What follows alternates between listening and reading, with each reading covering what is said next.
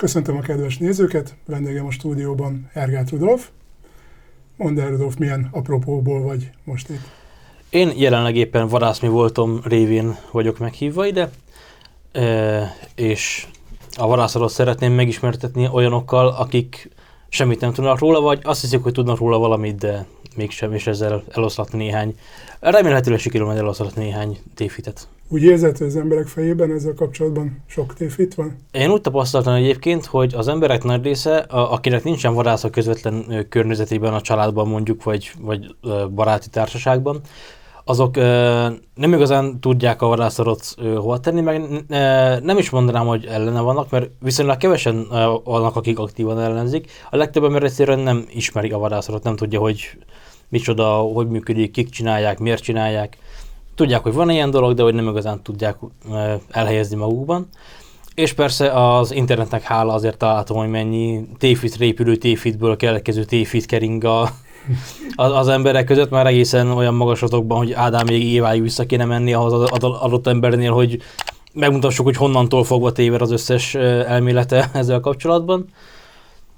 Úgyhogy szerintem nem árt, ha az emberek ezt is tudják, hogy ezt kik csinálják, miért csinálják, hogy működik. Valamit tudnak erről is a világban. És akkor áruljuk el, hogy neked milyen kapcsolatod van a vadászattal? Én tavaly tettem le a vadászvizsgát, és ki is váltottam az első vadászegyemet, illetve azóta már megvásároltam az első puskámat is, ami az asztalon látható éppen. Emellett a vadászattal foglalkozom olyan értelemben, hogy rengeteget olvasok, ilyen témájú könyveket, cikkeket, blogokat esetleg. Vadászni viszont még nem volt alkalmam elmenni. Ennek az egyik oka az, hogy nem sikerül annyi szabadidőt csinálnom magamnak most rajtam kívülálló és általán választott tevékenységek miatt, hogy eljárok eleget a lőtérre. Viszont ami nincs meg olyan előgyakorlatom, amivel én már megelégszem, addig nem szeretném a vadra emelni a puskát, mert a vad az nem céltábla, nem azon kell gyakorolni, oda már úgy kell menni, hogy az ember pontosan tud lőni. Tehát akkor te is ezeket a hagyományos elveket követed a vadászatban, amik... Igen, igyekszem mindenképpen a hagyományokat szem előtt tartani, igen. És úgy egyébként mennyire vagy állatbarát, úgy egyébként, vagy mennyire vagy természetvédő, mennyire foglalkozol a környezetvédelemmel a te életedben, ez mennyire fontos szempont? Az elsőre válaszolva, hogy mennyire vagyok állatbarát, én 100%-ban állatbarát vagyok, én szeretem a kutyát, macskát, kígyót, pókot, elefántot, mindenféle. Van jelenleg egy macskám, van egyébként. Nagy vadász lenne, ha kiengedném a lakásból, de tekintve, hogy nem ismeri a vadászható és a nem vadászható vagy védett vadfajokat, így könnyen lehet, hogy olyanokat ejtene el, amik védettek. A macskáknak egyébként rendkívül ismert szokása, hogy hüllőkre, kétéltűekre, énekes madarakra vadásznak, na ezek Magyarországon mind védettek, úgyhogy ez nem opció. De én mindenféle állatot szeretek, és gyerekkorom óta úgy neveltek, hogy az állatok szeretetére. Apám például a kutyatenyésztő volt sokáig, és ott is azért az állatok között nevelkedtem. A környezetvédelem, természetvédelemben különösen nem csinálok erre irányuló dolgokat, azon kívül, hogy igyekszem az életvitelemet úgy alakítani, hogy azért a lehetőségeimhez mérten igyekszem környezetkívülen élni. Most ezt például igyekszem nem fölösleges csomagolásokat vásárolni, szelektíven gyűjteni a hulladékot, ha vásárolok valamit, akkor átgondolom, hogy az nekem kell-e, vagy például olyan tök egyszerű dolog, az emberek nem is gondolnak rá, hogy ha a meglévő dolgainkra vigyázunk, és nem kell újat venni belőlük minden évben, minden héten, stb. Már azzal is sokat teszünk, szóval ilyen apró dolgokkal járulok hozzá, és szerintem ezek olyanok, amiket mindenki megtehet valamilyen szinten, tehát hogy nem azt mondom, hogy mindenki minden erejét fektesse abba, de szerintem kivitelezhető az, hogy mindenki vigyázzon a minket körülvevő világra, mert úgy járunk a végén, mint az anekdotában, ugyebár az okni meg a lyuk, ugye a környezet az okni, mi vagyunk a lyuk rajta, és ha sokáig vagyunk, előbb-utóbb elfogy az okni, és akkor már lyuk sem lesz. Úgyhogy én azt mondom, hogy szerintem mindenkinek legalább, amennyit én foglalkozok vele, legalább annyit mindenkinek bele kéne, hogy férjem. És így mondtad, hogy gyerekkorodban az állatok szeretetére tanítottak meg így neveltek, meg így szocializálódtál. Azt is elárultad nekem előzőleg, hogy te világéletedben Budapesten éltél, sőt, még nem is nagyon voltak vidéki rokonaid, ugye, tehát a nagyszülők is budapestiek, stb. És ezért ez egy érdekes dolog, hogy azért a vadászat alapvetően mondjuk a vidékhez kapcsolódik, vagy a vidéki életmódhoz, de a vidék szeretetéhez mindenképpen. És hogy akkor ez hagy. Ez nagyon érdekes egyébként, mert vidéki rokonaim azok, én élőben nem ismertem vidéki rokon, nyilván vannak vidéki felmenőim, de hogy az életemben nem szerepeltek. Viszont az édesapám az nem vadászott, viszont rajongott a vadászatért, és a rengeteg vadászati témájú festmény, könyvek, trófea gyűjteménye volt, amit ő apjától örökölt, illetve sokat beszélt nekünk a vadászatról, és ezáltal én mindig is a vadászat, meg a vadászathoz tartoznak az állatok is, és ezekbe nőttem bele. És ezen kívül még az is segít, hogy ugyebár az apajágon nem ismertem a nagyszüleimet, ott csak az apám elmeséléséből tudom, hogy kik voltak, mik voltak. Anyai ágon viszont nagymamám biológia tanár volt, és onnan is azért a természettel kapcsolatos dolgokat tudtam kérdezni.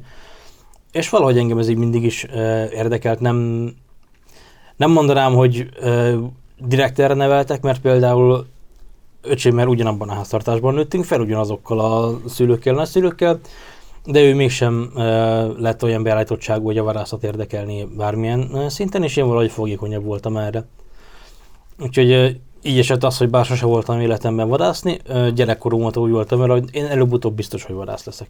Hogy mikor, meg miért, azt nem tudom, de azt már kiskoromtól tudtam, hogy nekem ez úgymond ilyen, hát nem mondom, hogy a hivatásom, de hogy ez egy olyan dolog, amit én nem akarok kihagyni az életemből.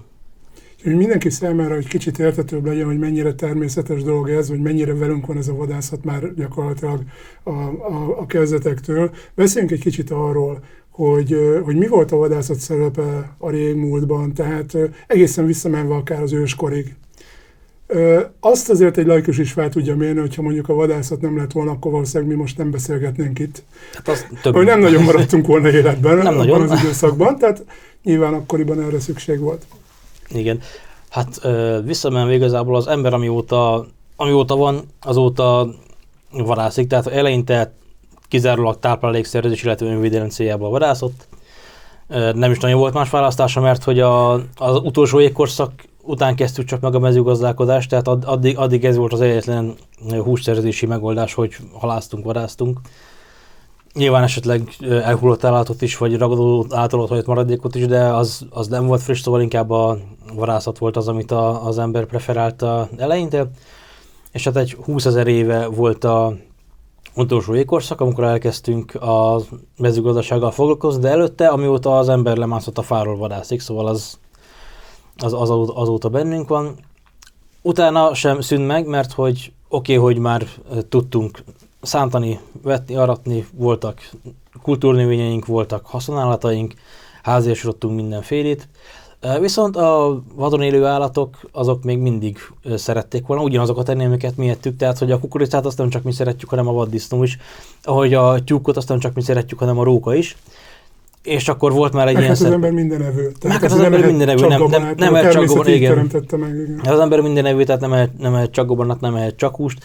Nyilván vannak különleges diéták, hallottam már csak húsevő diétáról, meg csak növényevő diétáról, tehát de ezek extremitások, tehát alapvetően az ember az mindenevőnek van, mindenevőként alakult ki. És hát ezáltal a mezőgazdaságtól kezdve már még egy szerepe volt a vadászatnak, illetve az őskor óta is szerepe a táplálékszerzés mellett egy ilyen rituális, valahol a férfiválásnak a jelképe az, hogyha valakit már elvisztek magukkal vadászni a többiek, vagy harcra való felkészítés, mert ugye a lándzsával, íjakkal vadásztak, és ezeket használták a harcban is. Tehát, hogyha valaki már eljárt vadászni, és ezeket tudta kezelni, akkor már egy ember elleni harcban is tudta őket használni. Ez nagyjából talán a középkori, hát a középkor elejé, közepéig nagyjából ez még élt ez mellette, de a középkor azért már kialakult a vadászkultúra is, tehát már elkezdett kialakulni, hogy ezt nem csak azért csináljuk, mert hogy muszáj, mert hogy különben meghalunk, vagy emiatt válunk férfivá, hanem az emberben akkor már ez a több ezer éves ösztön, több tízezer éves ösztön benne volt, és ezáltal a szabadidős tevékenység is vált, tehát főleg nyilván eleinte azok engedhették meg maguknak ezt, akiknek volt erdejeik, földjeik, tehát az urak, úgymond az urak vadászhattak. Ők már ezt passzió kikapcsolódásból csinálták, de ettől függetlenül a vadászatnak a többi szerepe is megmaradt, mert nekik voltak úgymond ilyen hivatásos vadászok, akkor még nem így hívták, de voltak fővarászaik, akik ellátták a vargazdálkodással kapcsolatos feladatokat, és emiatt az úr az megengedhette magának, hogy ő csak azt a szarvast teheti el, amelyet neki szimpatikus, neki azzal nem kell törődnie, hogy az állomány mérete az mekkora, az ilyeneket intézi majd a hivatásos erre tartott embere. Szóval ez a középkorig nagyjából így volt.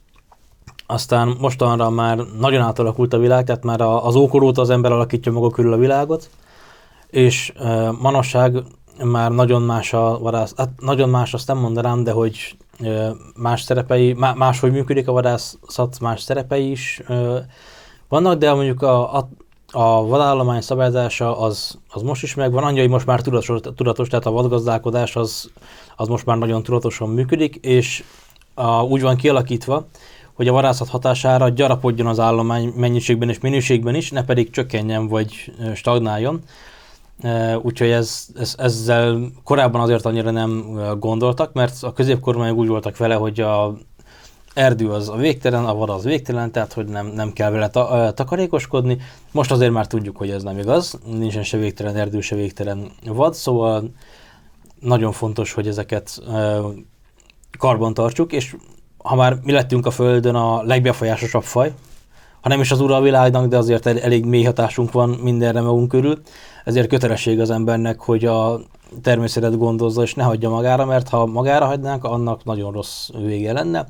Például Afrikában meg lehet nézni, hogy ott ahogy az emberek Afrikát ilyen kalandozásból felfedezték, meg ott átalakították, gyarmatosították, stb.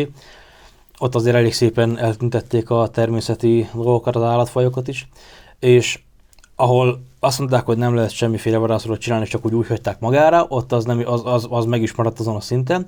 Ahol elkezdték Európában is divatos varagazdálkodási módot alkalmazni, ott viszont gyarapodni kezdett az állatállomány, és kifejezetten jó hatással volt rájuk. Ez mit jelent, bocsáss meg, ez a varagazdálkodási mód? Tehát beszéltél arról, hogy azt értjük, hogy mennyiségben hogyan befolyásolja a vadászat a vadállomány, de hogy minőségben. Tehát létezik olyan, hogy kvázi az ilyen hibás idézőjelek közétével példányokat, azokat ki kell lőni, és akkor az nem viszi tovább a génjeit. Pontosan, tehát hogyha minden vadfajnál megvan, hogy miből lehet megállapítani. Nem mindegyiknél lehet, de legtöbb azért meg lehet állapítani, hogy ez a példány, ez milyen génállománnyal rendelkezik, mennyire hordoz hibás géneket, és akkor ezeket ki lehet venni az állományból. Ez a magyarországi viszonylatban mondjuk legegyszerűbb a szarvasféléken, mert ott az agancs az nagyon jól tükrözi a szarvasnak az egész egészségi állapotát. Konkrétan a betegségeit, a hormon működését, a táplálkozását, majdnem mindent vissza lehet vezetni az agancsának a kinézetéből, és az alapján lehet kiválasztani, hogy melyik az, amelyiknek olyan génjei vannak, amiket érdemes örökíteni, és melyik az, amelyiket nem. Illetve hát mondjuk a szarvasféleknél a nőstényeknek nem szokott lenni agancsa. Van olyan, hogy van, de az már egy hormonzavar nyilván. De az már akkor eleve probléma. Az már eleve probléma, tehát az önmagában egy nem jó dolog, hogyha ilyen van. De a nőstényeknél például ott, amikor csoportban mozognak, ott úgy alakítják ki egymás közt a hierarchiát, hogy a legjobb, legerősebb van elől, ő vezeti úgymond a csoportot, és utána így erőviszonyban vannak hátrafele maradva a többiek, és akkor a legvégétől lehet kivenni azokat, akik úgy gondoljuk, hogy azok nem kéne, hogy tovább örökítsék a adott esetben a génjeiket, bár rajtuk nem látszik olyan egyértelműen, hogy mik a hátrányosságai, de valamiért hátra kerültek a szarvas ranglétrán, szóval van annak egy oka. Illetve a másik, hogy kifejezetten az olyan állatoknál, ahol egy hímre több nőstény, tehát hogy nem párba állnak, hanem más alapon működik a párzás. Ott a hímegyenleteket, ha kivesszük az állományból, akkor azokkal nem fog csökkenni a szaporulat, mert hogy akkor most nem 10, hanem csak 5 szarvasbika fogja megtermékenyíteni ugyanazt a mennyiségű szarvastehenet, tehát hogy az utódok száma azzal nem fog csökkenni.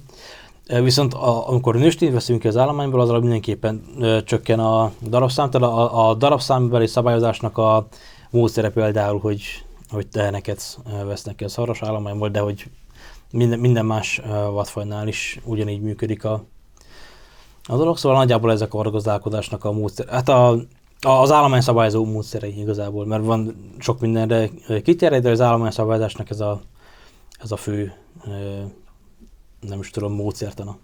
Érdekes, hogy beszéltél róla, így összehasonlítottam fejben azzal az ipari állattenyésztő kultúrával, ami gyakorlatilag olyan egyedeket termel, hogy igen, mindegy, csak mennyiség legyen, teljesen mindegy, hogy milyen betegek.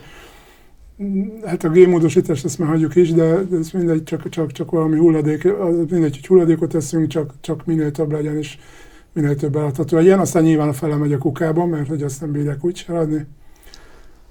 Hát igen. Akkor ezek szerint gyakorlatilag a vadhúsnak ugye is ugye az élvezete is gyakorlatilag abból a szempontból sem mindegy, hiszen az egy nagyon finom eredel. Persze. Erről még nem is beszéltünk egyébként, tényleg meg előzőleg sem nagyon beszéltünk, hogy tulajdonképpen erre is kitérhetünk, hogy ezt nagyon sokan szeretik, nem véletlenül.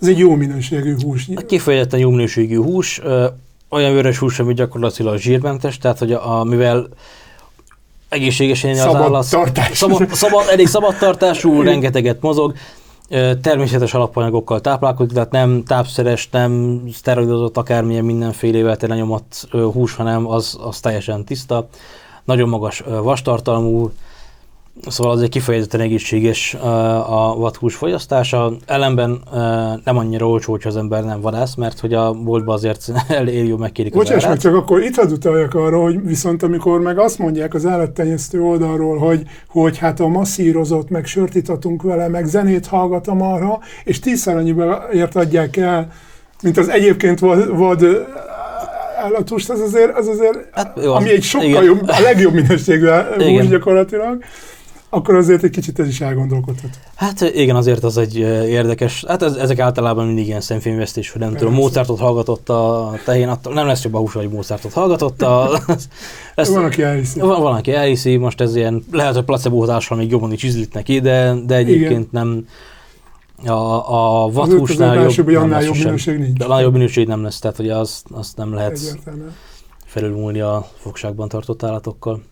Jó, ha valaki, az egy elég szép történelmi áttekintést adtunk, és nagyon örültem neki, hogy azért kitértél erre az oldalára és a dolognak, hogy a középkorban ez azért kvázi a gazdagok sportja volt, ugye, mert ez talán a köznyelvben ez így terjed, vagy idézőek közé terjed. Tilos is volt másnak nem is, hiszen meg hát a földek is az ő kezükben voltak. A földek is az ő kezükben voltak, meg hát fegyvert se szerettek adni mindenkinek a kezébe.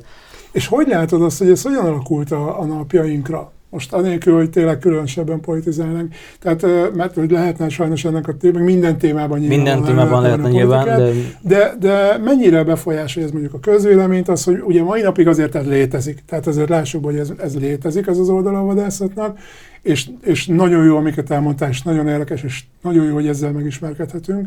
De ugye a nek a szemében, amit a televízióban, meg itt-ott lát, tehát a médiában, amit lát, az nem ez az oldala, sőt, ezt egyáltalán nem látja. Ez szinte egy ilyen belső tudás, amit most megosztottál velünk, szinte, vagy aki ugye tanulvadásznak, az megtanulja, nyilván, akkor is, hogyha esetleg nem fog később vadászni, de akkor megismerkedik legalább ezzel, meg egy kicsit jobban utána néz.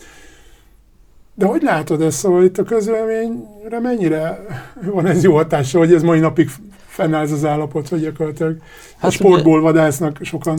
Igen, hát ugyebár megmaradt a mai világban is ez, hogy a társadalmi élet legyen az most éppen a gazdagok, a nemesek, a politikusok, ez helyzettől függően, de hogy a társadalmi élet az eljár vadászni, ez megmaradt.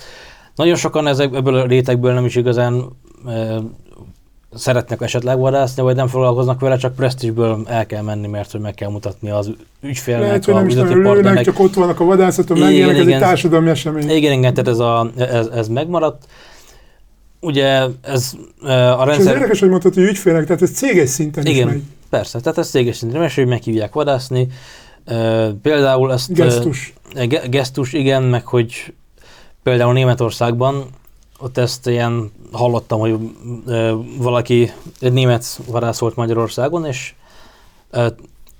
ejtett el aranyérmes, talán dámszarvast, ha jól emlékszem, és sőt világrekordot ráadásul, vagy ilyen rekordot, és az a szabály, hogy ezt nem viheti haza, tehát a rekord trófea az ottan a helyi hatóságokat, tehát az államot illeti, helyette egy gipszmásolatot vihet haza, és utána eljött még egyszer vadászni, és szintén sikerült egy rekordot elejteni, amiért szintén nem kapta meg az igazi trófeát, csak a gipszmásolatot. És megkérdezték tőle, hogy egy következő vadászat alkalmával, hogy nincsen rossz íze vadászni jönni Magyarországra, úgyhogy már kétszer is volt, és egyszer sem vihette haza a trófeáját, csak a gipszmásolatát. És erre mondta, hogy neki ezt teljesen megérte, mert hogy az, hogy az irodájában kint lógott az a 2 trófea, az neki sokkal több pénzt adott, mint amennyit elköltött valaha vadászatra. Tehát, hogy ott például egy üzleti életben is szerepe van annak, hogy ha valaki vadászik, mert nyilván van egy ilyen, tehát hogyha valaki megengedheti magának, hogy egy világrekord dámszarvas vagy mondjuk akár egy győzet elejt, akkor az valószínűleg elég stabil anyagi háttérrel rendelkezik, tehát hogy valószínűleg a státuszszimbólum. Úgyhogy ez még megvan azért, meg nyilván az ősi maradványa annak, hogy az urak a nemesek vadásztak, hogy miért nem vadászhattak a közemberek, annak is egyébként nemrég tudtam meg, hogy ennek egy elég egyszerű magyarázata is van. Az emberben van egy vadászösztön, és ha ez mindenkiben benne van, és ez egy olyan erős ösztön, ami minden mást elnyom. Tehát amikor valaki ezt terápiás célra szoktak, voltak királyok egy vesztes háború után azért mentek el vadászni, mert az alatt semmire nem koncentrált, csak a őt körüllévő erdőre, a vadra, és így múlt jelen jövő nincsen, tehát az a kikapcsolódás, ilyen teljes mértékű kikapcsolódás mindenből. Viszont ez egyfajta függőséget is hajlamos okozni az embereknél, és azért annak senki se örült volna, hogyha az összes paraszt a szántás vetés helyett az erdőben kószával rászolgatva, mert hogy akkor nem igazán maradt volna meg semmi a termésből, szóval ez az egyik ilyen magyarázat annak, hogy nem lehetett mindenkinek vadászni, hogy szabályozni kérhet, hogy ki vadászhat.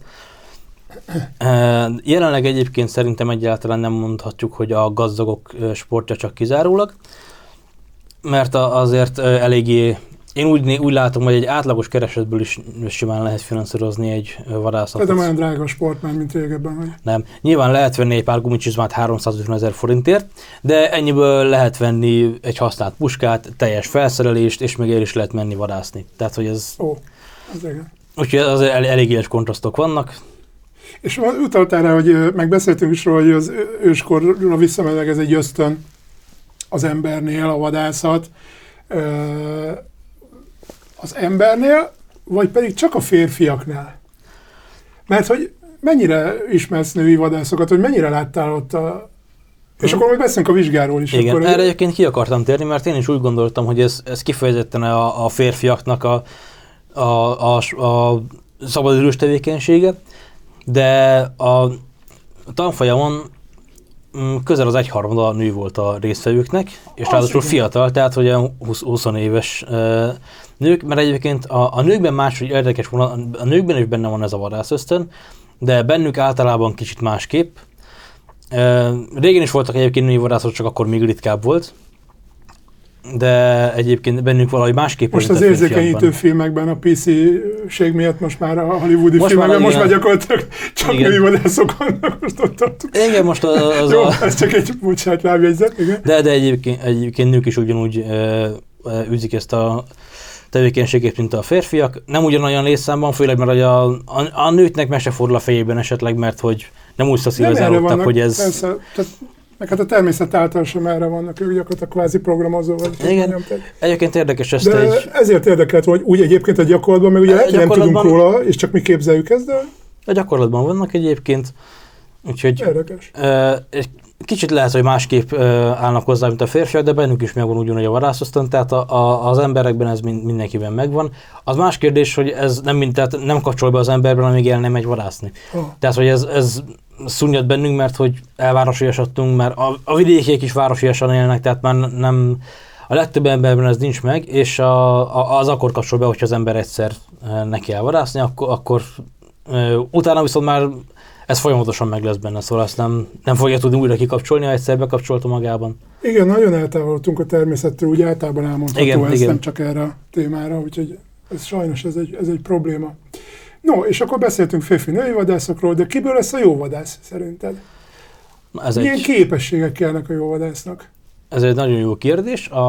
Szerintem a legalapvetőbb ilyen emberi tulajdonságok, amikre szüksége van egy vadásznak, az első a türelem, az a legfontosabb, az alázat, az élet tisztelete, mert hogy ezek nélkül, ez a három az a legalapabb szerintem, mert ha valaki úgy megy vadászni, hogy kudarcnak idé meg, hogyha a zsákmány nélkül jön haza, akkor az nem jó vadász, mert hogy a vadászatnak nem az a lényeg, hogy mindenképpen valamit hazahozzon, hanem hogy tehát, hogy kint van a természetben, megfigyeli, néha a vad is nyer. Tehát van, hogy a vadász nyer, van, hogy a vad nyer, ez egy ilyen dolog. El kell fogadni ezt is, hogy ha vad nyert, és nem sikerült semmit hazahozni, ezzel minden kudarc, a vadászat az sikeres volt, minden régben az ember jól érezte magát rajta. Szóval ez... Tehát, hogyha vadászatra megy az ember, akkor nem ölni megy, hanem akkor gyakorlatilag jól érezni magát, ott a természettel egyé válni egy kicsit. Igen, tehát és akkor ragadozóvá válik egy időre, és a ragadozó sem mindig ejt el zsákmányt. Úgyhogy ezért nagyon fontos a türelem, és hogy megértse az ember azt, hogy nem mindig lehet nyerni. A másik az alázat, hogy meg kell értenünk, hogy a természet az úr, tehát nem mi vagyunk a főnökök, hanem minket körülvevő világ, és nem állunk egyáltalán a természet fölött, mi benne vagyunk ebben a nagy hálózatban, amit ökoszisztémának hívunk, de egyáltalán nem uraljuk, és nem vagyunk a főnökei se a fáknak, se a szarvasoknak.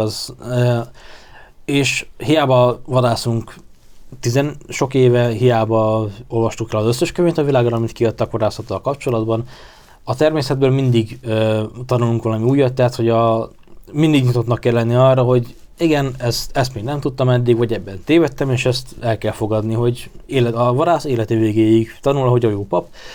Tehát ezt nem lehet máshogy csinálni, illetve az élettisztelete az azért fontos, hogy oké, hogy azért megy a vadász ember az erdőbe, hogy valamit elejtsen, és azt hazavigye és megegye, de nem azért megy, hogy kiírtson bármit is, vagy hogy többet vegyen el, mint amennyit kéne, vagy olyat, amit nem kéne, tehát hogy úgy tanulja meg úgy elvenni a természetből, hogy azzal károsítani nem károsítja, és értse meg, hogy miért fontos az, hogy ő ne menjen ki mondjuk illegálisan orvadászat céljából, ne mászkáljon ki az erdőbe, mert hogy amiket úgy ért el, hogy nincsenek benne a vadgazdálkodási tervben, azokat úgy veszik ki az állományból, hogy erről nem tud esetleg a vadgazdálkodó, nem tudnak vele számolni, tehát ezzel már önmagában így problémát okoz, azon kívül, hogy illegális nyilván, és az hát ez büntetendő, de az orvadászat minősül, illetve az ember könnyen beleesett abba a helyzetbe, hogy mondjuk tegyük fel, van egy vadkacsa vadászat, ugyebár annak napi 8 darab a limitje, egy vadász egy nap 8 darab tőkés részét ejthet el. Tehát, hogyha ott benne van, azt jönnek csak, hogy húznak a kacsák, és ő nagyon benne van, és még egyet, és már nem is számolja, csak lő, mert teljesen magával ragadja a vadászláz, igen, tehát, hogy és ha nem tudja kontrollálni magát, akkor bizony beleszalad abba, hogy lelőtt 15 kacsát, amivel nem is az a legfőbb probléma, hogy csak 8 lett volna szabad, már hogy nyilván az is egy probléma, de hogy neki nem volt annyira szüksége, nem kellett volna ennyi kacsát elejtenie, mert hogy a 8, sőt igazából 4 is bőven el lett volna az aznapi, vagy a másnapi vacsorához, ebédhez, tehát hogy de ezt akkor ott nem gondolja át, amikor ott jönnek és megvan, és még egy, akkor nincsen, könnyen elveszi az ember maga fölött a kontroll, tehát ezért fontos a türelem, az önfegyelem, az alázat. De ez a szabályozás, ez nyilván arról szól, hogy akkor ilyenkor valami büntetést kell fizetni. Vagy nyilván ilyenkor büntetés kell, tehát az megvan a büntetési vétele. Igen, van szankciója. Ennek van szankciója. Nyilván persze van olyan, hogy az ember tévedésből, vagy esetleg el tudnak képzelni ezt, hogy mondjuk a sörétraj, meg volt a 7 kacsája, és a sörétraj véletlenül még egyet megsebed, és akkor már 9 lett, mert a 7 az 2 került, nem csak egy.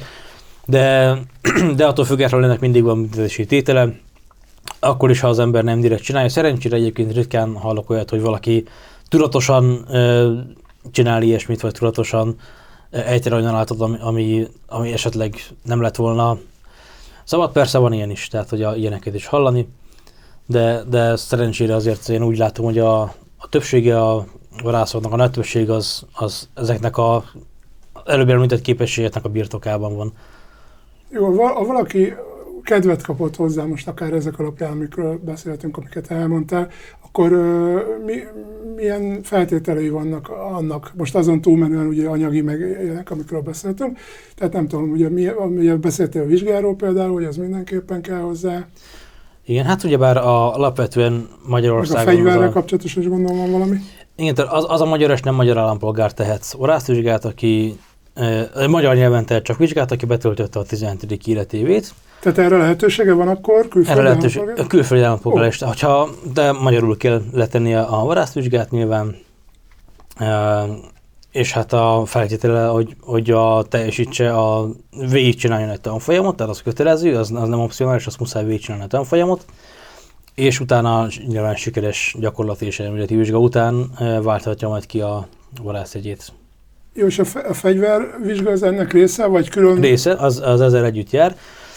Tehát, hogy a vadászvizsgánál a gyakorlati rész az igazából egy lőtidi gyakorlat, és ott végzik el a pszichológiai vizsgálatot is többnyire. El lehet végeztetni külön is, de kényelmesebb, hogyha legalábbis ahol én vizsgáztam, ott úgy volt, hogy a pszichológus oda volt hívva a gyakorlati vizsgára, és amikor valaki meglőtte a vizsgát, akkor utána a pszichológussal elbeszélgetett, hogy az kiállítsa a papírt róla, és akkor ugye a vizsga végén már minden papírral együtt tudott hazamenni a vizsgázó.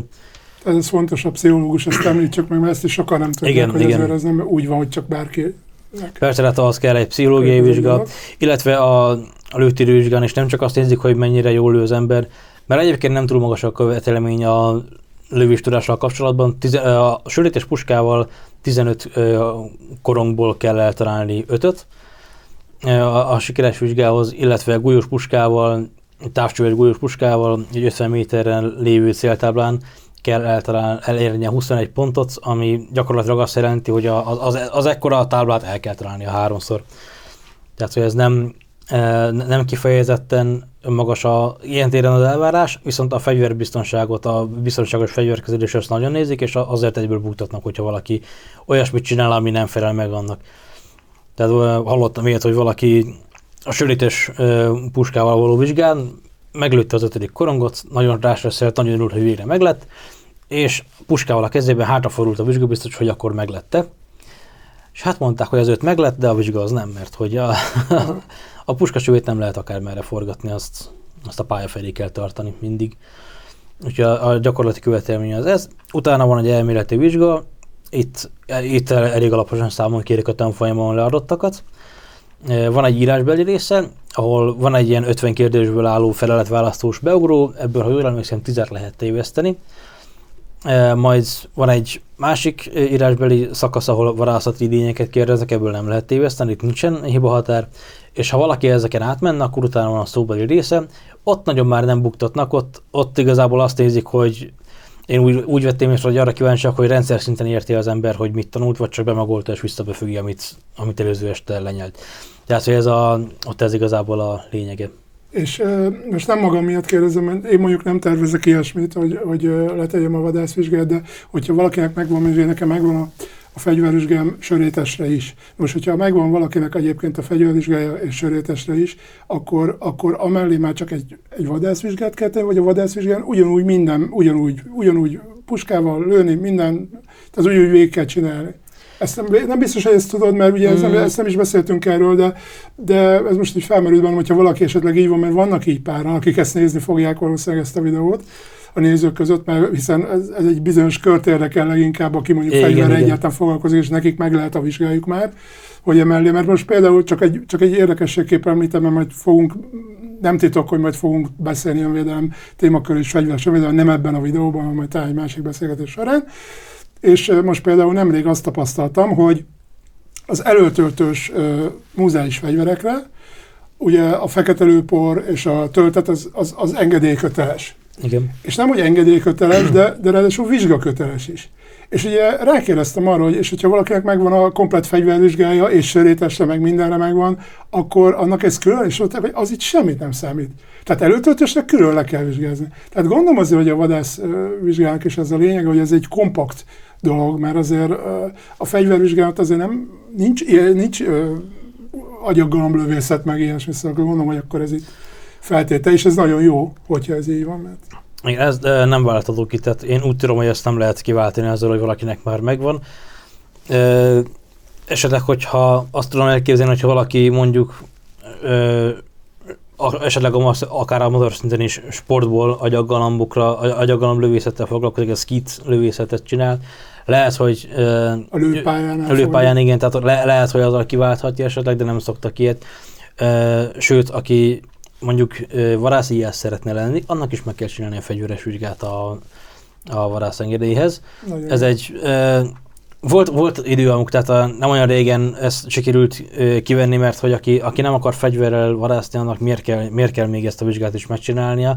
Azon kívül a pluszmaster azért ez egy költséges dolog, mert hogy el kell járni a lőtérre, gyakorolni kell. Tehát hogy az nagyjából olyan minimum 100 000 forint, mire az ember eljut oda, hogy a vizsgát lehet tudja tenni a lőfegyverekkel, és ezt nem is fogja használni, mert így fog lőzni, vagy esetleg solymászattal fog foglalkozni, és akkor szintén nem. Tehát hogy ez bár mondjuk azt nem tudom, de igen, tehát a solymász vizsga is egy kiegészítő a vadászvizsga mellé, hogy a vadászíjász vizsga is egy kiegészítő a vadászvizsga mellé. Tehát, hogy a vadászvizsgához mindenképpen kötelező a sörétes gúlyos fegyverrel megcsinálni a vizsgakövetelményt.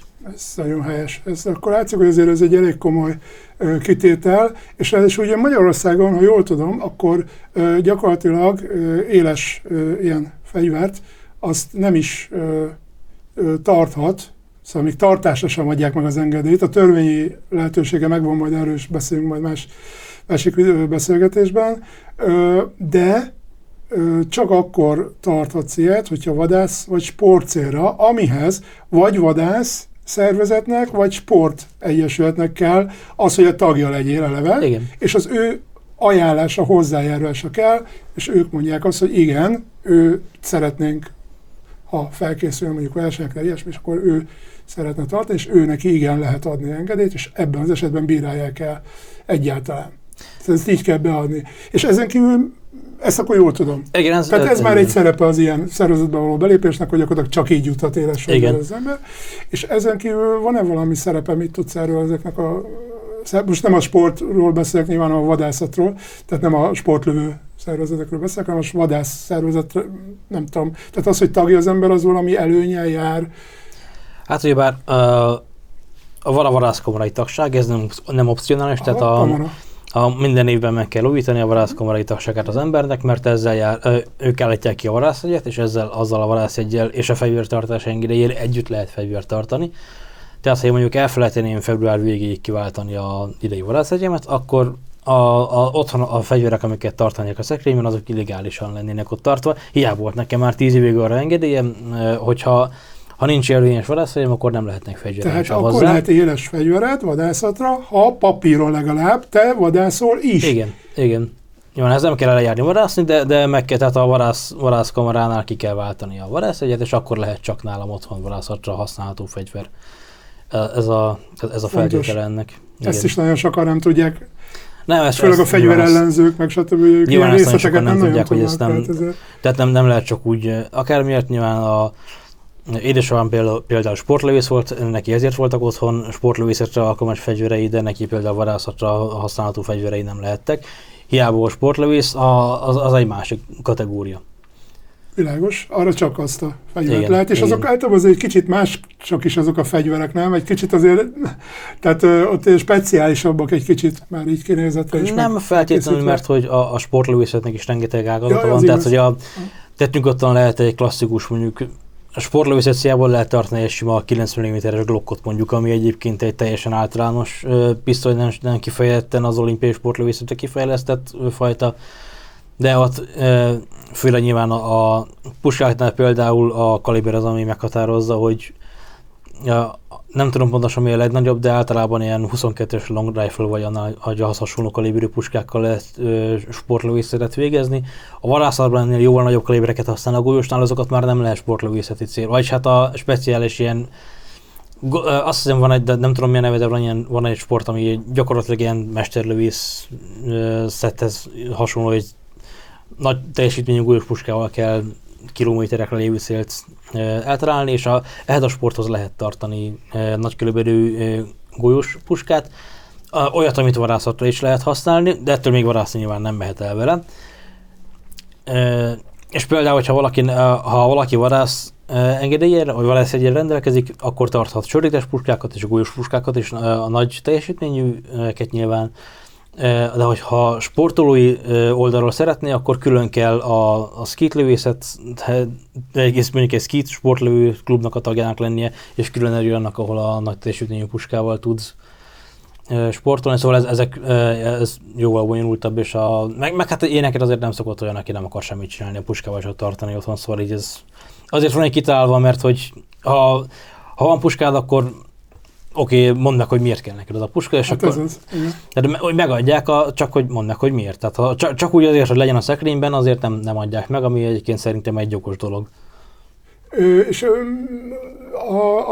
a távcső használatnak mik a nem is tudom, tehát sokat hallottam arról, hogy a távcsővel nem lehet mindenre menni, tehát nem lehet mindenre vadászni, meg nem minden esetben etikus a távcső használat, ugye nem adja meg a vadnak az esélyt, bizonyos vadaknak, nem tudom, ott mik vannak, mert a puskatípusokról beszéltél, csak még ez engem például nagyon érdekel, hogy ez a távcsöves dolog. A távcső használat az egyébként minden vadfajra lehet vadászni távcsővel, akármilyen sörétes puskára is szerelhet az ember távcsövet, hogy ennek most mennyire van értelme, vagy mennyire nincs, azt ő eldöntheti. A vadnak esélyt nem azzal adunk, hogy távcsővel vagy anélkül lőjük meg, hanem azzal, hogy milyen közelről. Tehát ugyebár szokták mondani, hogy a vadászat a vad érzékszervének a hatótávolságán belül kezdődik meg. Tehát, hogy nyilván olyat is lehet csinálni, hogy kilométerekről arrébb egy hegytetőről, ott a na valóban erre célzott, aki azt mondta, hogy nem etikus, igen, mert tehát, hogy az eleve feltételezett távcsőhasználat, hogy igen, távol akarsz maradni a történésektől. Tehát az már nem etikus, de hogyha oda kell menni hozzá elég közel, ki kell játszani a szaglását, a hallását, a látását, az ösztöneit, ott ezzel adunk esélyt. Neki hogyha már sikerült olyan közel mennünk hozzá, egyébként nagyjából olyan 120 méteren belül van az etikus távolság, mert meg ugye ez az embernek a lőképességétől is függ, tehát hogyha valaki hiába 120 méterről már azért ugye el lehet találni, de ha ő maga csak 80 méteren belül tud pontosan lőni, akkor neki nem etikus 120 méterről meglőni azt az üzet, amit látott, mert hogy nem úgy fogja eltalálni, ahogy kéne. Ugyebár ez is egy szabály, hogy a varat úgy kell elejteni, hogy annak a lehető legkevesebb szenvedés és a legkevesebb stresszt okozva. Tehát, hogy lehetőleg az a legjobb, hogyha úgy találja el, hogy a vad már nem is hallja a lövést, mert mire odaér a hangű, már rég holtan esett össze. Tehát, hogy ez az ideális, de azért nyilván ez nem mindig jön össze, van, hogy az ember hibázik, és ezt azzal lehet csökkenteni, hogyha csak olyan távolságra lő, amit biztosan tud. Arról nem is beszélve, hogy ha olyan messzeségből, amit nem lát be esetleg, akkor egy tévesztés esetén azt se tudja, hogy a vad mögött merre száll el majd a golyó, ami egyébként akár 5 kilométerre is el tud hordani, aztán mondjuk ennek meg ott van az a szabály, amikor egy nagy vadvadászatnál, amikor az ember meglátja mondjuk a szarvast, és hogy eldönti, hogy azt ő lőheti, és szeretné is meglőni, meg kell nézni, mi van mögötte. Tehát csak akkor lőheti, hogyha mögötte van egy vastag fa, vagy egy ilyen kis föld, tehát látszik, hogy hol fog megállni a golyó, amikor elhagyja a vad testét, vagy esetleges hibázás esetén is hol fog becsapódni Nagyon érdekes, amit most mondasz, mert pont nemrég volt egy ilyen vadászbaleset, azt nem tudom, hallottad, de amikor valami 2 kilométerre egy valami faluba, ott az erdő szélén lévő faluba, ami átment ugye a vadon a lövedék, és eltalálta nem tudom, egy hölgyet, azt hiszem, nem is tudom, de azt meg is halt. Meghalt, igen, tehát a saját kertjében fejbűlte 2 kilométerről. Nem tudom, teregette a ruhákat, szegény, meg mit tudom én is akkor.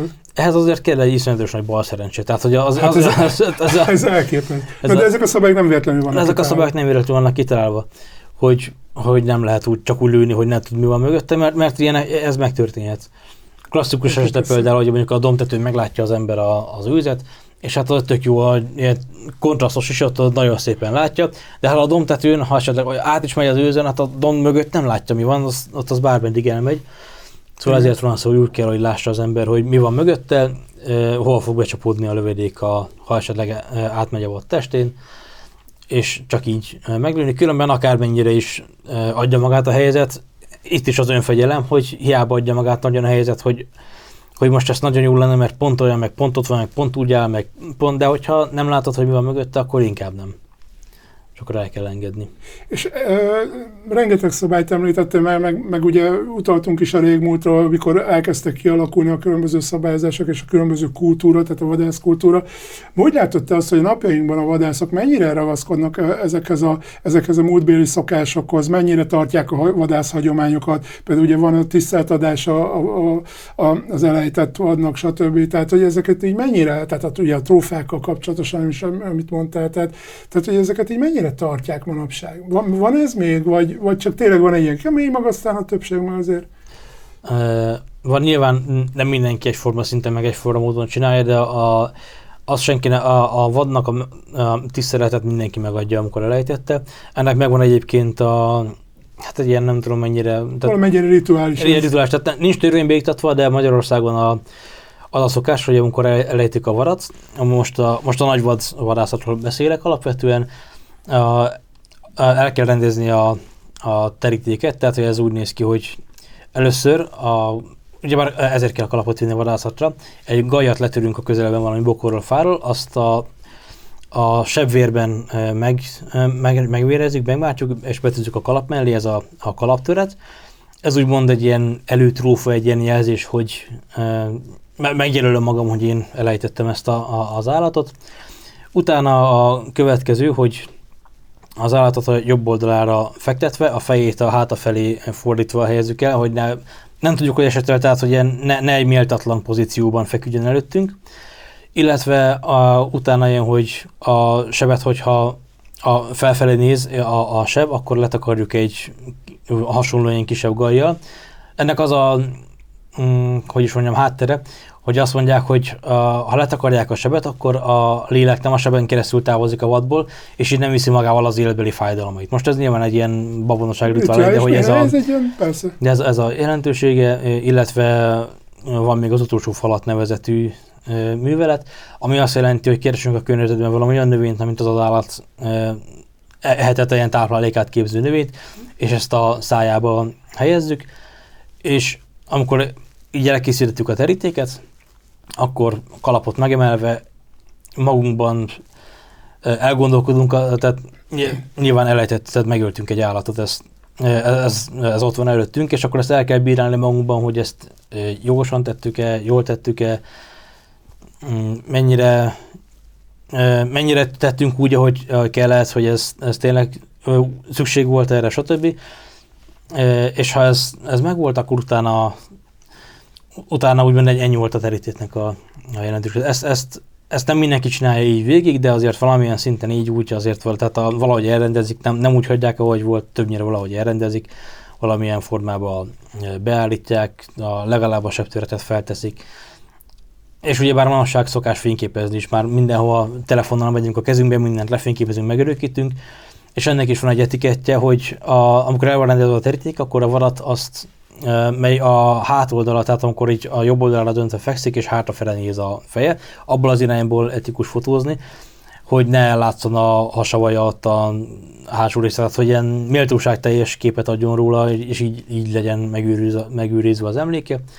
És hát trófeásval esetén nyilván a trófea is egy emléket állít a vadnak és a vadászatnak, és ezért a mi kultúránkban ez egy jelentős lépés, de nyilván ezeket nem mindenki egyformán tartja, valamennyit mindenki tart ebből, és hogy ez nem kopik ki az emberből, erre eszembe jutott egy nagyon jó példa. Ugye a vadásztanfolyamnak része a terepgyakorlat, ahol megtanuljuk, hogy kell egy nagy vadat kizsigerelni, mert hogy ez is a vadász feladata, mert amint Igen, elejtetted, ezt is akartam kérdezni, hogy ez is benne van. egy-két órán belül ki kell zsigerelni, mert különben romlásnak indul.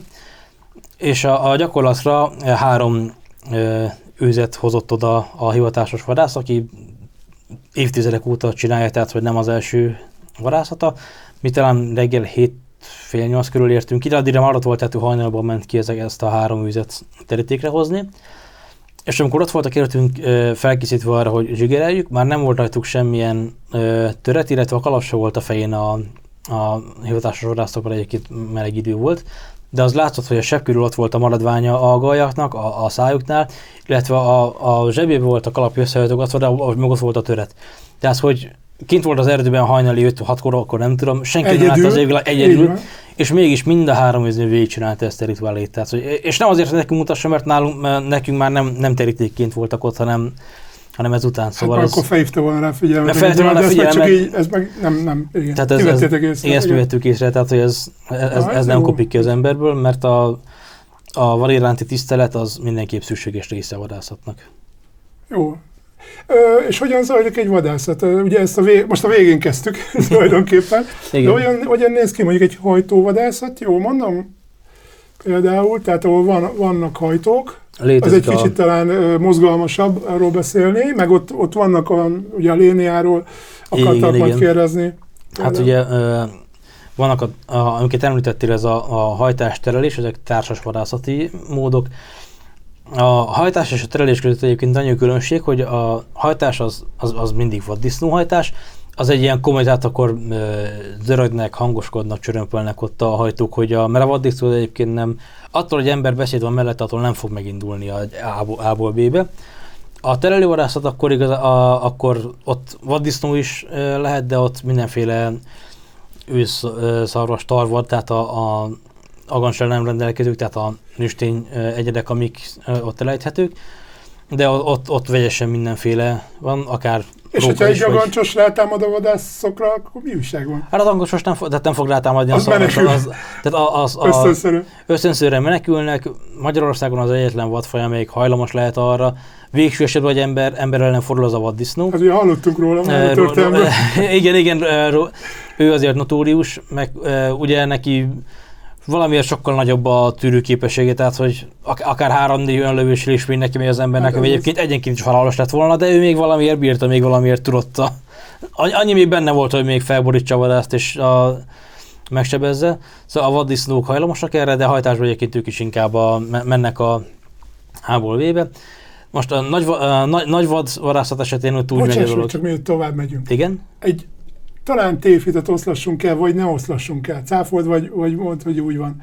Hogy ugye azt hiszik az emberek, hogy jönnek a hajtók ellenkező irányból, és ellenkező irányból jönnek a vadászok, és a vadászok felé hajtják a vadat. Tehát ugye ez valójában nem így van, hisz akkor lelőhetnék a hajtókat, tehát ez egy veszélyes dolog lenne, hanem úgy van, ugye bár jól tudom, hogy egy vadász, egy hajtó, és együtt mennek, ugye, és itt ugye a lénia szerepe is itt van, de gondolom majd kitérsz. Csak hogy akartam mondani, hogy ez a laikus fejében ez teljesen így van. Magamról is tudom, hogy addig nem értettem hozzá, vagy nem tudtam egy kicsit többet róla, addig teljesen ebben a hitben értem. És hogy nem lövik le őket? Egyébként itt is most külön veszem a nagyvad és az apró vadvarászatot. Ezt mondjuk én nem mondtam el, a nagyvad az az őzés, ami attól nagyobb, amely az ősztől kisebb, az apró vad. Tehát a nyúl, a fácán, a róka, stb. Az mind apró vad, az ősz, szarvas, vaddisznó az mind muflon, az mind nagyvad. Nagyvad varászaton van a terelő meg a hajtóvarászat, amiket mondtam. Ott ez úgy szokott működni, hogy a varászokat felelé, előtte megfigyelték az adott vadállományt akár éveken keresztül, pontosan tudják, hogy zavarás esetén hova mennek, és ezen útvonal mentén állítanak fel lőállásokat, ahol meg van szabva, hogy ki mettől meddig lőhet, tehát hogyha ott van a szomszédom előtt, nem lőhetek arra, mert hogy azzal már esetleg veszélyeztetném őt is, tehát hogy mindenki csak a saját maga előtt lévő vadra tehet lövést. És akkor a hajtók azok egy másik, tehát ők a hajtók a vad sor mögött jönnek, és így hajtják őket, terelik őket a vadászok irányába. És van az apró vadnál a különböző hajtások. ott van ez, hogy például a vonalhajtásban van az, hogy a hajtók és a vadászok egy vonalban csak így egy vadász, egy hajtó, vagy valamilyen sormintában felállva haladnak. Ott például a hajtónak az a szerepe, hogy felzavarja mondjuk a fászánt, aki lusta repülni, és csak végszűkség esetében akar majd felmenekülni a fáradra, ott a bokorba csörög. És akkor de a hajtók közelettére azért, akik a vadászsor között vannak, felugranak, és akkor lehet rájuk lövést tenni. Ez is fontos egyébként most egy kicsit kitérve, hogy apró vadat az csak akkor lehet, akkor szabad lövést tenni apró vadat, amikor az éppen menekül, mert akkor van esélye. Tehát egy ülőnyulat, egy ülőfászánt nem nagy sport lelőni, de nincs semmi esélye, mert észre sem veszi, nincsenek olyan érzékei, mint mondjuk egy gímszarvasnak, vagy egy őznek, tehát nem veszi észre olyan hamar az embert, nem is olyan jó a hallása a szeme, mint egy másik állatnak, és nagyon könnyen lehetne csak így a bokorból kipuskázni őket, és így nincs esélye menekülni. Ha fel van zavarva és már menekül, akkor van esélye arra, hogy a vadász elhibázza, és nekik így lehet esélyt adni, hogy hajtják őket. Szóval ez nem azért kell őket hajtani, hogy az embereket ezzel szórakoztassák, hogy hú, olyan, mint az agyaggalam, csak igazi, hanem hogy ezzel kapnak esélyt arra, hogy megmenekülhessenek, és nyilván minél több vadászatot megél, annál jobban repül majd, és annál több esélye lesz a következőkben. Szóval ez az egyik fajta hajtás, ez klasszikusan a vonalhajtás, vagy az U-hajtás, ahol ez szokott lenni. A vonalhajtás az, amikor vonalba állnak fel az emberek, és úgy haladnak sorba. Az U-hajtás, amikor egy közel U alakban felállva haladnak, ennek az a lényege, hogy a felzavart, mondjuk esetleg nyulak fászának, azok oldalra ne tudjanak kitörni, mert hogy oldalt is vannak. Hajtás, hogy egyértelműen előrefele kelljen menekülniük. Illetve van még azt, nem tudom mennyire divat még csinálni, ez a úgymond körvadászat, amikor egy körbe állnak fel és itt azt történik, amit mondtál, hogy körbe állnak fel az emberek, és a kör közepe fele szűkülnek be, és igen, egymás felé ülnek, de mégsem veszélyes, mivel hogy... Apró vagy és lefelé. Apró vagy és lefelé, tehát a horizonton lefelé kerülni. Igen, ezt sem mondtam el a sörétes puskánál szabály, hogy ha valamilyen madárra lövünk, tehát ami fönn van az égen, akkor 45 fok fölé kell tartani a puskát, alatta nem szabad lőni, akkor is ha ott van a fászán, meg kell várni, 45 fok fölé menjen, mert akkor biztonságos. Illetve ha mondjuk nyúlra vadászunk, ami repülni nem fog, de futni igen, akkor meg a horizont alá kell célozni, hogy mindenképpen a földben csapódjon. A körvadászatnál ott körben állnak a vadászok egy nagyon nagy körben, tehát nem úgy kell elképzelni, mint amikor az orvodások körben állnak és megfogják egymás kezét, hanem itt egy ilyen hatalmas körről van szó, ahol zárul befelé, és így van az, hogy a hajtók meg a vadászok vegyesen mennek, erre felugrálnak mondjuk a nyulak, és akkor őket lehet kiszeregetni, és amikor a kör már nagyon szűk lett, akkor van az, hogy már csak kifelé szabad lőni. Amikor már veszélyes lenne egymás felé lőni, akkor van az, hogy hiába megyünk arcra lőni, és ott bent ugrik ki a nyúl, csak akkor lőtek rá, hogyha már mögöttem van, és megfordulok lövést tenni rá. És itt jön szóba a léniázás. A léniázás az mindenféle esetben azt jelenti, amikor a vad áttör a hajtó és vadászok alkotta soron formáció, és hát meg kell fordulni a vadásznak, mert a háta mögött van.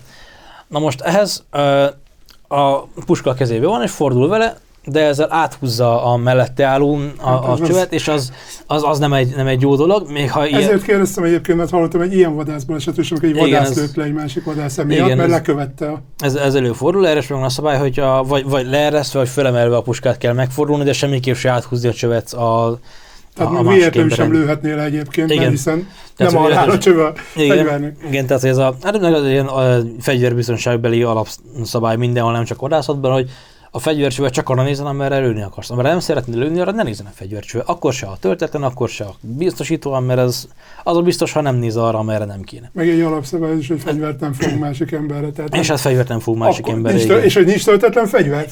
És tovább igen, nincs töltetlen fegyver. Itt is egyébként azért van ez most éppen kinyitva. Igen. Mert a sörétes puska akkor töltetlen, ha ki van nyitva. Ha ezt most becsuknám, az töltöttnek számítana, hiába nincsen semmi a tölténygyűrűben láthatóan. De attól sehogy nem bírna elsülni. Sehogy nem bírna elsülni, tehát hogy esélytelen. Gulyós puskánál meg ugyebár a forgótúlózáras puskák, amiket használunk, ott meg az, hogy a forgótúlózár hátra legyen húzva. Mert ott hiába van töltény a töltényerőben, hiába van kibiztosítva sem. Ha hátra van húzva a forgótúlózár, akkor nem tudja elsütni mert ha meg is húzná a ravaszt, és esetleg még el is csettenne az elsütőszeg, úgyse érné el, mert több centi van közte is a hüvely között, szóval ezeknek ez a szabálya. Szóval ez mindenképpen, ez most töltött, ha besuk nem töltött lenne. Szóval igen, visszatérve az alapkérdésre, a léniázás az, amikor áthúzza az ember, illetve van még egy másik, a társas apróvadászattal kapcsolatos fogalom, amiből szokott még baleset lenni, sőt kettő van, az egyik a zsákolás, a másik a kapuzás. A zsákolás azt jelenti, amikor lemarad a sortól, ezáltal a sorban egy zsákot csinál, de ez akkor fordul elő, amikor például meglőtte a nyulat, az ott van, és hát ő azt felveszi, mert hogy de nem várják meg, hogy felvegye a nyulat, vagy bekösse a cipőit, mert a sor az megy tovább. Ezáltal ő hátrébb van a többiektől, viszont így már, hogyha itt tenne a lövést, akkor előtte van a vadászsor, nem pedig mellette. Ez azért veszélyes, illetve a kapuzás az, amikor a sorban nem a helyén marad, hanem jobbra vagy balra eltolódik. Olyan célból, hogy a valamelyik menekülne, az felé, mert nála látja a lyukat, akkor felé fog menekülni. Az egyik része az, hogy nem etikus a többiekkel szemben, mert hogy ezzel úgymond előnyben vagyok valamennyire, másik az, hogy a léniázásnak itt nagyon nagy a veszélye, hogyha erre játszik az ember, hogy mellette akarjon kimenni a vad, szóval ennek ez a társas hajtóvadászat, a apró vadvadászaton ez a három dolog van, az a léniázás, zsákolás, kapuzás, amiket így nem ildomos csinálni, és egyébként tilosak is. Nagyon jó. Menjünk egy kicsit mélyebbre ettől, mert szerintem ez sokakat érdekel, akik nem foglalkoznak vadászattal, laikusokat, hogy ugye, és itt már beszéltél is, hogy említetted ezt a témát, vagy érintetted ezt a témát, hogy ugye mégiscsak megölünk egy állatot. Tehát ugye itt ez a laikusoknak ugye a legfőbb érve a vadászat ellen, hogy itt lehet egy sok mindenről beszélni. Itt akkor is az történik, hogy egy ember elvesz egy állat életét. Hogy a vadászokban ez hogyan? Tehát, hogy vadász emberben, jó, most lehet, hogy nem pont téged kéne még egyelőre kérdezem, hiszen még ezen nem vagy túl, de biztos vagyok benne, hogy ez, tehát előzőleg már felkészültél erre, tehát valamilyen szinten biztos vagyok benne, hogy beszéltél másokkal, hogy ez hogyan néz ki, meg egyáltalán, hogy ők mit éreznek, meg ilyesmi. Tehát, hogy erről tudsz-e valamit esetleg mondani nekünk, hogy az is egy ember a vadász, tehát, hogy ez hogy csapódik le benne, vagy ő hogyan fogja ezt föl? Mert ugye kvázi hivatalos részét ennek elmondtad, hogy ugye szükség van rá, stb. Meg ősidők tudjuk. De hogy őt ezt lélekben ezt hogyan érinti, vagy hogyan fogja föl, ugye akár valamennyire a spiritualitás kérdését is említve, talán nem tudom. Hát ez egy összetett dolog, és nem mindenki formán működik, viszont aki egészséges lelkületű embernek azért mindig van bűntudatta, és mindig sajnálja azt az állatot, amiket elejtette. Az egyik az, hogy amikor elmegy vadászni, akkor pontosan tudja, hogy azért megy, hogy elejtsen egy állatot, és ezzel az életét el fogja venni. Nyilván azt is tudja, hogy ezt valakinek meg kell tennie, ez az egyik része, tehát hogy ha azt az üzet ő nem ejti el, más el fogja, mert hogy a varagazdálkodásban ki lesz számolva, vagy ebben az évben ebből a vadfajnak, ebből a neméből ennyit kell elejteni, akkor azt eredetileg kell hozni mindenképpen. Valakinek meg kell, tehát az őz nem élne tovább egy perccel sem, hogyha nem megyek el vadászni. Ez az egyik, amit tudni kell, meg hát ha nem is tudatosan, de benne van az emberben. Ezek a szabályok, amik meg vannak hozva, ezek biztosítanak egyfajta lélektani támaszt is. Igen, tehát ez ugye hivatkozhat magának az ember arra, hogy de hát ezt amúgy is lelőni, akkor miért ne én legyek az. Illetve nyilván tudja, hogy miért megy oda. Abban nem biztos, hogy sikerül is, de mert hogy lehet, hogy nem is lát egy darab vadat sem az egész vadászat során. De amikor lövést tesz rá, akkor is, akkor már egyébként, amikor a vadászat megkezdődött, akkor már átkapcsol az ősi vadász ösztön benne, hogy akkor ő már ragadozóvá válik, és a vad becserkészése, megkeresése, felkutatása, közellopózása hozzá, ez már egy ösztöni dolog, tehát itt már nem, ebben a fázisban nem igazán van az emberben ilyenfajta erkölcsi agály, mert itt már úgymond viszi az izgalom, hogy vadászik. Ez egyébként nem csak vadászatnál van, tehát egy természetfotós ugyanezt érzi, amikor le akarja fényképezni az akármilyen állatot, ami ott van, tehát ugyanez, hogy közellopózni, minél közelebb odalopni magát, kúszni, és nem gondolkodik semmin, akkor csak teljesen erre koncentrál. És aztán nyilván ráemeli a puskáját és elsüti, és ha azt látja, hogy tűzben rogyott, tehát hogy dörrent a puska, feküdt a vad és ott is maradt, és nem kell ráduplázni, akkor az egy nagyon kettős érzés. Én még nem tapasztaltam ezt, de azért leírásokban, elbeszélésekből ezt mindenhol egy hangon ezt szoktam tapasztalni, ez egy nagyon kettős érzés. Az egyik az, hogy én vagyok a dzsungel királya, ott a szarvas, sokkal jobb a hallása, mint az enyém, sokkal jobb a szaglása, mint az enyém. A szeme is lehet, hogy van jobb, mint az enyém. Az ösztönék azok az enyém fölött vannak milliószor, és hát futásban esélyem se lenne. Tehát, hogyha ha megriasztom, akkor az elfut, és nekem esélyem nincsen a közelébe sem menni. De mégis nekem csak az agyam van, és ezzel sikerült kijátszanom azt, hogy olyan közel kerüljek hozzá, hogy lövést tudjak rá tenni. Na most a vadászat az két részből áll. Ez az egyik része, tehát a vadászat nagyjából úgymond az egyik dolog, amikor közel értem hozzá. Onnantól jön a céllövés, amikor már el kell találnom annak a szarvasnak az ökölméretű szívét mondjuk, vagy a tüdejét, az a valami létfontosságú szervezet, általában a tüdő szívtájék, ami szokott célozni, mert ott atrúj egyből ott marad, mert összeomlik a vérkeringése, és észre sem veszélyes már. Nincsen, maximum ugrik még egyet így a ösztönből, vagy nem tudom, de sokat már nem megy utána, és ez már a céllövés kategória. Ott már megint mással foglalkozik, és nem pedig azzal, hogy ölt meg, ott benne van még ez a hurrá érzés. Aztán persze, amikor oda sétál hozzá, és látja, hogy ott fekszik előtte kitérülve az a gyönyörű állat, akkor azt is tudja, hogy ezt ő okozta, ő ölte meg, és emiatt bűntudatlanul is sajnálja, hogy így alakult. Tehát akkor már ez az én vagyok a dzsungel királya, és nyertem érzés átalakul egy ilyen sajnálatba a vaddal szemben, és ebből fakad a teríték elrendezése, az a rituálé, hogy úgy rendezzük, hogy méltóság teljesen legyen a sebét letakarva, hogy a lelkem kellőképpen távozzon a túljárás, stb. Tehát, hogy ez a része már ehhez tartozik, ez a bűntudatnak a megnyilvánulása, a többek közt a terítéknek az elrendezése. Ez nyilván mindenki máshogy éli meg kicsit. Van, aki jobban, van, aki kevésbé.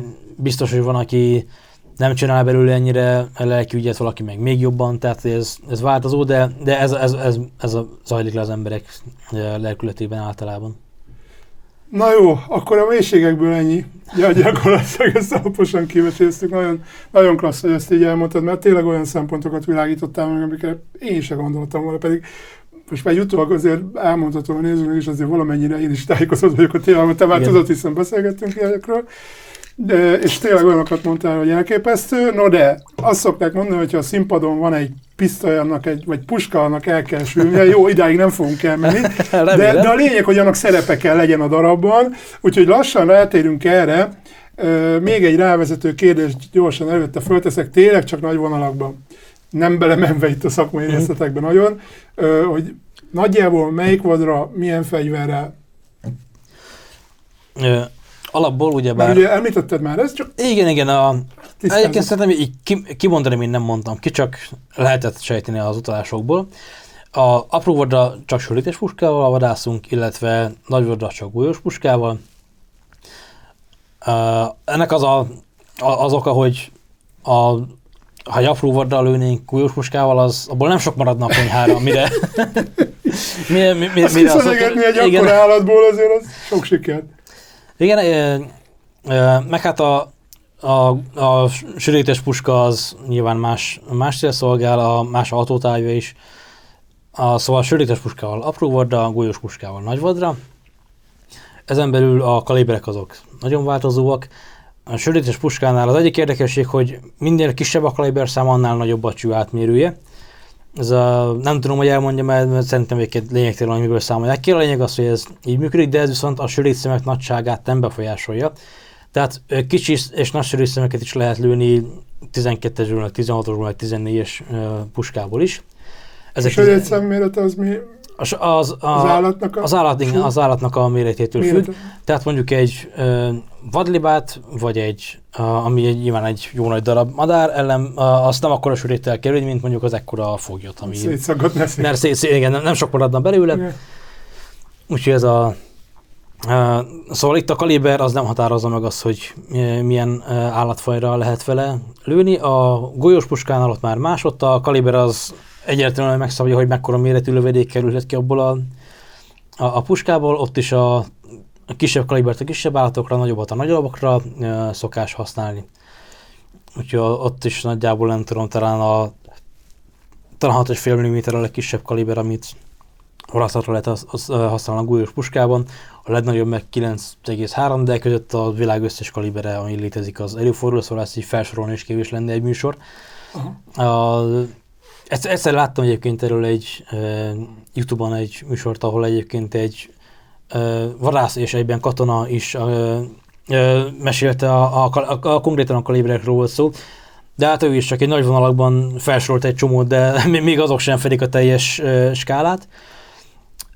Egyébként a legtöbb vadász én úgy látom, hogy ilyen közepes kalibert választ, mert az jó még a kicsire is, meg még a nagyra is, tehát még egy ginszarast is elejét, de még az őzet sem roncsolja teljesen szét, szóval ez mondjuk ilyen a 308-as Winchester vagy a 306-os Springfield, ezek ilyen klasszikus általános.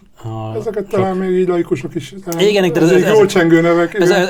Ezek ismertek, hogy a Mausernek a 857-es, az is, mondjuk az már egy nagyobb, tehát az már egy nagyobb kaliber, de ezeket szokták leggyakrabban használni. Jó, és te miért pont ezt a fegyvert választottad? Van ennek valami külön soka? Ugye először is mondjuk egy sörétes, ugye, a történet? Igen. Kapásból.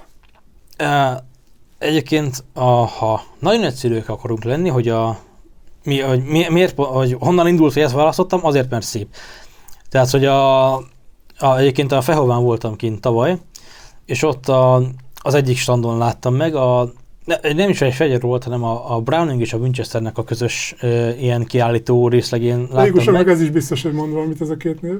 Igen, tehát ezeket azért az ember már hallott, ezek ismertek. Egyébként ez se nem Browning, se nem Winchester. Ez egy török gyártmányú Kovsa márkájú sörétes puska, és hát az első az volt, hogy megláttam, hogy ez egy milyen szép darab, és akkor levettem, kézbe vettem, forgattam, nyitottam, csukottam, és nagyon, nagyon kézre állt, nagyon kényelmes volt, de hát úgy voltam vele, hogy oké, az szép puska, meg kényelmes is, de valószínűleg akkor ára is van, és nem egyébként, tehát hogy kifejezetten nagyon jó árban volt, úgyhogy úgy döntöttem, hogy nekem ez jó lenne, de nyilván akkor, hogy nem vettem meg, hanem a interneten megkerestem ezer okot, hogy miért ne vegyem meg, és nem találtam elég ellenérvet, úgyhogy akkor erre esett a választás. Igen, mert ott valami turpisen kell, igen, utána igen. nézek, és csak utána. Jó. Igen, úgyhogy ezért esett pont erre a választás. Tehát ezért esett pont erre, és akkor nem is volt elképzelés ez ugye a csőelrendezéssel kapcsolatban, mert azt akartam megkérdezni, hogy az egy tudatos választás volt-e, hogy ez a csőelrendezés, ugye többféle van, ugye a söréteseknél, miért pont ez? Többféle van, ez most a legelterjedtebb. Egészen egyszerűen, mert praktikus oka van. Amikor az ember céloz a puskával, itt csak egy darab cső van, amire célozni kell, és nem takarja ki a látképet a két cső egymás mellett. Tehát oldalra, igen. Tehát többet lát az ember, és ezért van az, hogy egyébként BOK-nak nevezik ezt a csőrendezést, vagy angolul az over-under nevezetű, ellenben a dupla puskával, aminek ugyanúgy egymás mellett van ugyanígy két cső, csak egymás mellett. Én már nem emlékszem az elnevezésekre, hogy akartam menőzni vele, de mondom, az meg cikk, hogy utána nézek, aztán úgy benyögöm, de nem. És de azt mondom, hogy van még a 3-as, tehát amin a 3. A drilling, igen. Egyébként van még drilling, meg fearling, ezek a 3-as négycsőek. A drillingek ott azért már az nem olyan általános, hogy olyanok vannak. Például nagyapámnak voltak olyan drillingjei, mert ő vadászott, ahol fölül volt 2 sörétes cső, alul meg egy golyós. Ez azért jó, mert ő egyébként erdőmérnök volt, de ő nagyon sokat járt az erdőben, és hát az, hogy most éppen apró vaddal vagy nagy vaddal találkozik, az esetleges volt, ezért nem kellett két puskát hurcolni, hanem egy puska volt nála. És teljes értékű volt a golyós is? Teljes értékű volt a golyós. Hát annyi, hogy ismételni nem tudtál, mert hogy ugyan egy lövetű volt. Világos. Ezek azért nagyon drágák általában, mert ha a golyós, ugye itt a csövek külön készülnek el, majd összekovácsolják őket. Na most két sörétes csőről rákovásolni egy golyós csövet, úgyhogy az, tehát először elkészült a golyós csőben, de az újra hőkezdeni, úgyhogy ne hajoljon meg, ne vetemedjen meg, és pontos maradjon, azért az egy komoly technikai kihívás. Tehát ezért van az, hogy ezek már drágák, ritkák, de manapság azért már kevés olyan van, hogy valaki kimegy az erdőbe, és bármilyen lövi, mert hogy esetleg hivatásos vadászoknál lehetne ennek létjogosultsága, de ott meg általában ezek olyan drága puskák, hogy nem, inkább vesz 2-3 másik puskát, ahelyett az egy drilling vagy firling helyett akár, ahol 4 csöve van a puskának. Nagyon szép darab. Megbeszéltük a műsor előtt, hogy én most itt frappánsan rákérdezek, hogy vajon miért nem kértem azt, hogy kézbe foghassam, és miért kellett volna nevet mondanod, és ugye megbeszéltük azt, hogy na most ezt itt majd jól elmondjuk ebben a műsorban, hiszen tervezzük azt, hogy majd fogunk egy ilyen fegyveres önvédelmi beszélgetést, és legalább egyet, vagy nem tudom, mihez lesz kedvet sorozatot csinálni, de tudod mit? Akkor mondjuk el azt a nézőknek, vagyis tegyük föl most ezt a kérdést a nézőknek, aztán mondjuk el azt neki, hogy majd ott megválaszoljuk, jó? Tehát ott meg fogják ezt tudni. Tehát ugye mi a fegyver átengedés, mi a fegyver átadás, tehát mi minősül annak, mit lehet, mit nem lehet, ezt majd akkor a következő kettőnk közös beszélgetésében majd meg lehet tudni. Jó. Milyen egyéb, tehát a fegyverről van-e még valami esetleg, amit el lehet mondani? Igazából ezek a legfontosabb. Egyébként egy hagyományos. Egyébként hagyományos, ez a legdivatosabb megoldás. Most ez a BOK, az alsó-felső elrendezésű. Egyébként ez egy relatív új dolog, mert az 1900-as évek elején, első felében lett ez, ha jól tudom, kialakítva, szóval nem olyan, puska szempontjából nem olyan régi. És akkor ugye úgy működik, hogy egyszer elsütöd az elsütő billentyűt, aztán még egyszer el kell sütni a másik csőre. Tehát nem pontosan. Úgy, hogy mondjuk eddig húzod egyik sőre, a másik, megint a laikusnak meg ez teljesen új dolgok. Mert sokan azt gondolják, hogy a két cső egyszerre sül el. Hát ugye van, amelyiknek két elsütő billentyű van. Két elsütő billentyűre lehet külön-külön meg egyszer is kezelni. Annak sosincs ért, tehát annak nincsen gyakorlati az, hogy a két cső egyszerre süljön el. Úgyhogy az úgy nem szokás. Kényelmes, csak egy darab mert kétszer lősz mellé. Igen. Igen, tehát ott egy nagyon sűrűs raj fog mellé menni, mert így van. Ennél egyébként itt van a tetején, azt nem tudom, hogy felét fordítom, hogy lásd, Hát igazából én azt tanácsolom, hogy ezt egy picit így nem fogjuk sajnos, az a baj, tehát a kamera az... A kamera az, nekem tudom, hogy itt így elhúzom, és akkor biztos nem, és itt ezt fogja látni, jó? Aha. Nagyon jó. Szóval itt van egy kapcsoló, ezzel tudom úgymond biztosított, hogy kibiztosított állapotba tenni, illetve van egy sorrendváltó, hogy tudom, hogy az alsó vagy a felső cső süljön el először.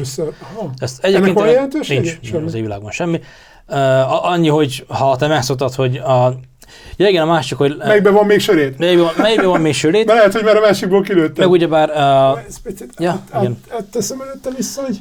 Meg ugye, illetve az is még ilyen érdekes, fontos tulajdonsága a puskának, hogy van benne szűkítés, a cserélhető szűkítés van a végében, tehát most gyakorlatilag a két cső bár egyformán átvidik. Tehát gyárilag van szűkítés? Nem értem pontosan. Cserélhető, tehát... Cserélhető szűkítés, ezt azt mondom, igen. Igen, cserélhető szűkítés van benne, tehát hogy a használója az kedve szerint az egyik csövet tágabbra, a másikat szűkebbre veheti, és akkor tudja, hogy egyébként klasszikusan az szokott lenni a menetrend, hogy az első cső, először első csőben van a tágabb szűkítés, a másodikban a szűkebb, mert hogy abból indul ki az ember, hogy amikor meglátja, hogy egyik föl felrepült a fászán, és én lövést teszek rá, akkor az még relatív közel van hozzám, de ha én mondjuk ezt elhibázom, akkor utána a fászán az messzebbre repül, így a szűkebb csőből a sörétraj az szűkebben marad, tehát hogy később érje el a teljes kinyílását, és ez a gondolatmenet mögötte. De akkor ez a vaddisznóval nem is tudsz például menni? A vaddisznó az nagy volt. Szlagot nem tudsz? Egyébként, de tehát... Szlagot is tudsz? Szlagot is tudok vele lőni. Egyébként magyarul... Igen, gyöngygolyó a neve egyébként. Ez a szlag az, amikor a sörétes történethűvjeiben nem sörétek, hanem egy darab ólomgolyó van. Egyébként nem szokás, de lehet. Azért kérdéses, mert ugye ott plusz szűkítőt nem is tudsz használni a szlagnál, mert hiszen felrobbanna a cső, tehát nem tudsz kijönni a sörétnél, ott tereli a szűkítőt. Igen, de akkor tudsz vele, csak... Szűkítés nélkül lehetne vele. Világos, jó. De egyébként azt nem, most már annyira nem szokás. Az akkor jött divatba, ugye a szocializmus alatt. Ugye a hadászatban ott például kifejezetten imádják. Igen. De a vadászatban használni nem használják, vaddisznóra lehet vele így vadászni. Ennek akkor volt jelentősége, amikor a szocializmus alatt a golyós puskát azért nem adtak az embernek. Tehát a vadásztársaságonként, ha volt egy golyós puska, az már jó volt. De a vaddisznó az nem most kezdett el elszaporodni, aztán mindig is problémát okozott. És érdekesének mondom, hogy egyetlen vaddisznókon, de egy éjszaka alatt 3 millió kárt tud okozni a kukoricásban. Az igen. És az csak egy éjszaka, utána visszajön másnap is. Aha. Tehát, hogy azt... Mit ad Isten vissza? Szóval a vaddisznók ritkítása az mindig is fontos volt, és akkor ez volt a megoldás, hogy ezt a gyöngygolyót, vagy angolul slugot töltötték a sörítésbe, és akkor az már a vaddisznót is helyben marasztalja. Viszont a nagyjából 50 méter talán, ha jól tudom, az a távolság, amin belül azzal még értelmesen lehet célozni, de... Igen, ez egy súlyos darab, igen. A súlyos darab aerodinamikailag nem a legmegfelelőbb szólat, azzal azért... Nem arra van kitalálva, hogy nem arra van kitalálva, igen, tehát hogy ott azért az egy nehezebb művelet. Manapság, amikor már mindenki számára elérhető golyós és sörítés puska, és ez nem használt, igen. Tehát, hogy nem opció. Lehet csinálni, hogyha valakinek ez a passziója, de egyébként nem szokás. Értem. Jó, hát akkor ezt is megbeszéltük már, hogy örülök neki, hogy erre is kitértünk, mert engem például ez izgatott, hogy akkor ezzel mi újság van. Erre nem is gondoltam. Jó, és akkor a fegyvert megbeszéltük. A fegyverenken kívül mit használnak? Még azért használnak még egy csomó mindent a vadászok. Nagyon sok minden van. Alapvetően egy vadász az a természetben, mint egy túrázójár, tehát a túrázó a felszerelés az nála is meg kell, hogy legyen. Nyilván az időjárási viszonyokhoz és a terepviszonyokhoz megfelelő öltözet, elsősegélycsomag, zseblámpa, stb. Valamilyen törkés a gajak vágásához esetleg, tehát ilyen... Ami a természetjáráshoz... Ami a természetjáráshoz kell, logikus módon kell, azok vannak nála is. Ezen felül, ami mindig van, egy zsigerelőkés, ami igazából egy sima kés, ami egy sima éles kés megteszi, hogy erre a célra használják. Távcső azért az a nagyvadászatnál kötelező is, mert hogy mielőtt a puskát a vadra emelnénk, meg kell állapítani, hogy az lőhető vagy nem lőhető, és azt csak távcsővel lehet elbírálni. Előzetesen megvizsgálja. Előzetesen megvizsgálni, igen, hogy nem utólag, hogy előttem, de hát nem kellett volna, na mindegy, majd feltámaszon, szóval ez igen. azt a golyót visszavonni már nem lehet. Úgyhogy azt előzetesen meg kell vizsgálni, ettől függetlenül a próbavadászatnál sem elhanyagol, tehát ott is lehet értelmenek, hogy távcső van az embernél, azért az se árt, ha látja, hogy mondjuk azokat, amik húznak, azok valóban vadkacsa, valóban tőkés részek, vagy esetleg más kacsafajták. Tőkés részt is meg akartam kérdezni, hogyha véletlenül közé száll egy másik, ami nem vadászható, mert ő is előfordul, megrebben, persze. Mert ugye ő is csak magából van, és akkor bizony? És akkor bizony előfordulhat, hogy az ember olyat lő, amit nem kérne, és az nem mentség, hogy... Sőt, az is lehet, hogy te látod, hogy ott van mondjuk egy kerce része, mert az eléggé elkülönül a tőkés részétől, és látod, hogy ott van, és te nem arra célzol, de aztán mégis elhibázod, és azt meg eltereled vele, szóval ez előfordulhat, ilyenekre tájékozódni kell előzőleg, meg nem árt ismerni a vadfajokat, mert nyilván előfordul olyan is, hogy összekeveri egy másikkal, és ezért egy például van a libafélékről, itt eszembe van a kis lilik és a nagy lilik. Ők elég hasonlóak, a nevükből is látszik, hogy nem véletlenül kapták azonos nevet, a legfőbb különbség a méretükben mutatkozik meg, de amikor repül fönt 20-30-40-50 méter magasan, akkor nem biztos, hogy meg tudod állapítani, ez most nagy vagy kicsi. Illetve van egy ilyen szabály, onnan lehet megállapítani, hogy ha a csőreit visszafordítanád, akkor a fejének csak a közepéig érne be, vagy a végéig. Aha. De hát amikor húz egy liba 40 méter magasan, azt nem fogod számolgatni, hogyha a csőre visszahajlan, akkor az meddig érne. Szóval nem árt, ha a távcső az mindig van a vadásznál, illetve ha ismeri az állatokat, és hogy mikor melyikre lehet számítani. Ezeken kívül még lehetnek például különböző sípok, hívókürtök. Na, erre akartam én ráterelni a szót. Gondoltam. Ahogy beszéltünk róla, én ugye azért, hogy mégis mennyire nem értek azért ez a témakörhöz, én felvetettem neked, hogy valami ilyesmit lehetne, vagy ilyesmi, és hát akkor mondtál egy érdekes dolgot, ami nekem úgy volt, és ez így eszembe se jutott, de tényleg, most így utólag már azt mondom, hogy ja tényleg, hogy? Igen, hát hogy ezek a hívósípok, hívókürtök, ezek elég egyszerű eszközök, megfújni bárki meg tudja, de nem az a művészet benne, hanem hogy ezzel az állatot a saját anyanyelvén kell becsapnunk, tehát hogy azért az rengeteg gyakorlás kell hozzá. meg egy adottság is, tehát kell egy jó hallás, hogy hallasz, hogy azt tényleg úgy szól, ahogy annak kéne. A másik, hogy ismerd az adott vadfajt, és tudd, hogy mik azok a hívás jelek, amiket szokott produkálni abban a helyzetben, amit te szeretnél előidézni. Mondjuk az őszhívósip az egy jó példa erre. Azt úgy használják, hogy az anyukáját hívó őszgitárának a hangját utánozzák, ezáltal az őszsuta az megindul a gida hang irányába, és jön utána a bak is mögötte, aki éppen szerette volna párosodásra rávenni, és így lehet a bakot meglőni, hogy a megyasuta után, akit a gida hangjával hívtunk. De ezt tudni kell, hogy egy őszgida az milyen időközönként, milyen hangjelekkel hívná az anyját, hogyha a bajban lenne, és ehhez rengeteget kell járni a természetbe, hogy ezt az ember megtapasztalja, kell az egy hallás, rengeteg gyakorlás, és ez nem olyan egyszerű azt megszólaltatni, hogy csak úgy belefújok, és akkor már csődülnek is oda mindenféle őzes szarvasok, amik csak vannak a környéken. Hát igen, ez volt érdekes, mikor akkor jöttem rá, hogy hogy hát az anyanyelvén kell megszólaltatni. Hát mi is rögtön kiszúrjuk, ha valaki nem magyarul nem tisztán beszél, ugyanúgy kiszúrják.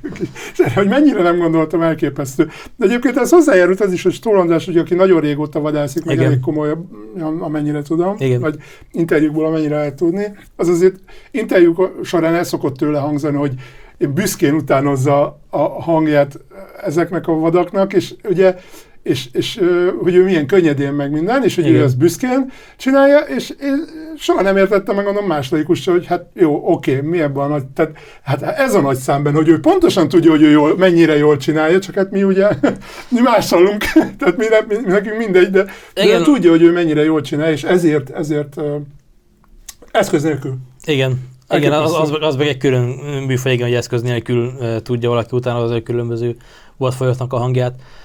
Úgyhogy erre külön tanfolyamok vannak egyébként szervezve, tehát hogy ezeket tanítják is, de hát ez olyan, hogy megtanulod a tanfolyamon, aztán utána még egy időbe telik, amíg be tudod gyakorolni rendesen, hogy... És aztán még a gyakorlatban működjön is, és tesztelni. Hogy egyébként, ahol jártam lőtérre, ott egyszer pont úgy mentem, hogy ott volt egy ilyen tanfolyam, ahol tanították éppen a nyúlsipot használták, ez a sérült nyúlnak a hangját utána, ezzel többek között a rókát lehet például a közelbe csalni, vagy a sakált, akik jönnének a könnyű prédára.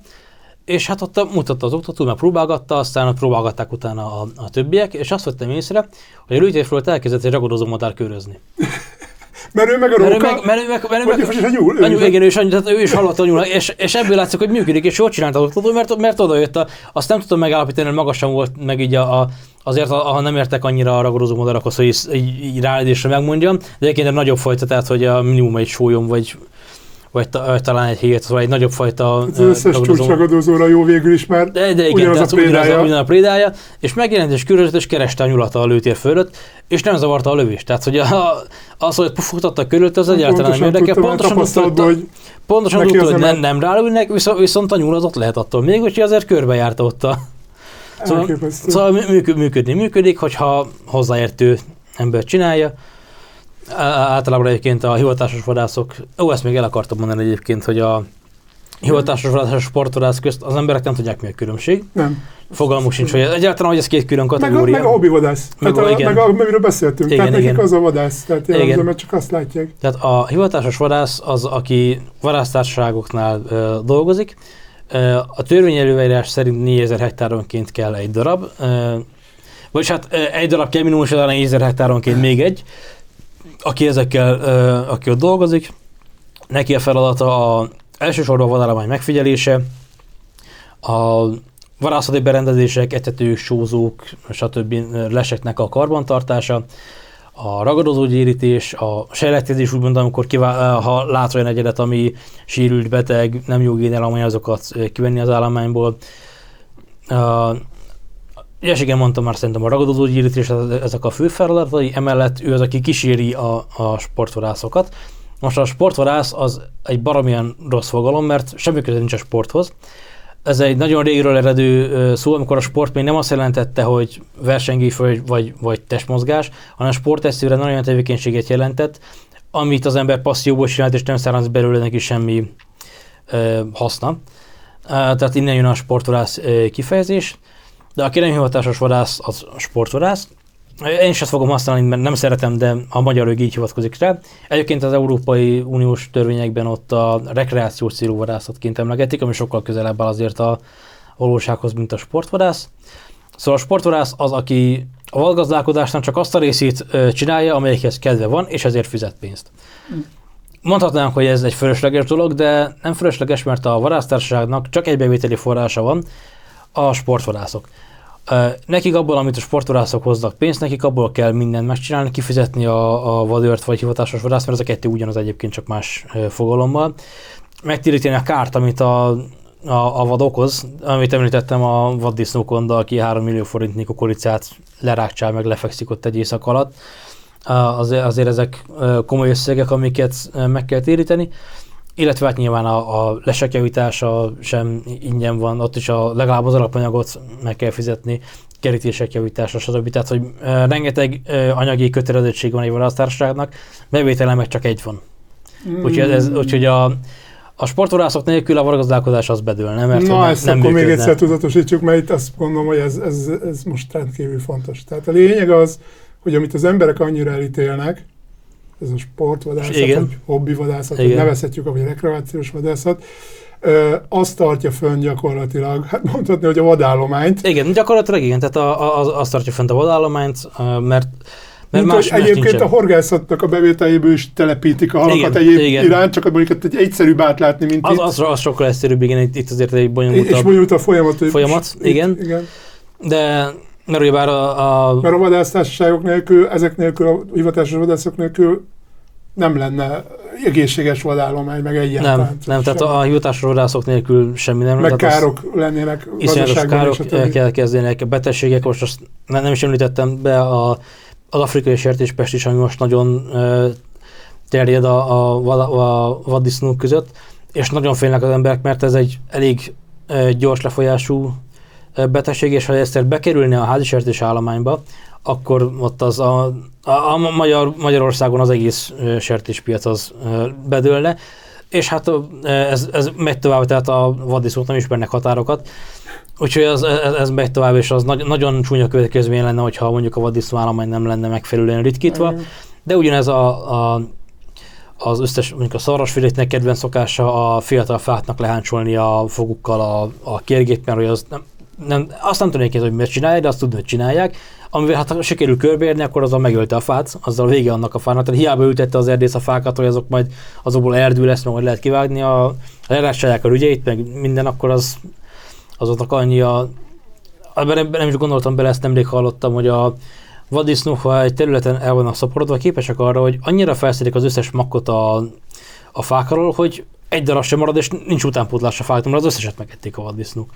Hát és ugye az nem csak a vaddisznók lenne, és az csomó minden más állatnak jó lenne. Szóval nyilván ezt is sokszor mondják, ami egy ilyen utópia, hogy a természet már szabályozza magát, hagyjuk békén. Ehhez már egy ilyen pár ezer évet lekéstünk, hogy a természet szabályozását, ha magára hagynánk, szabályozná.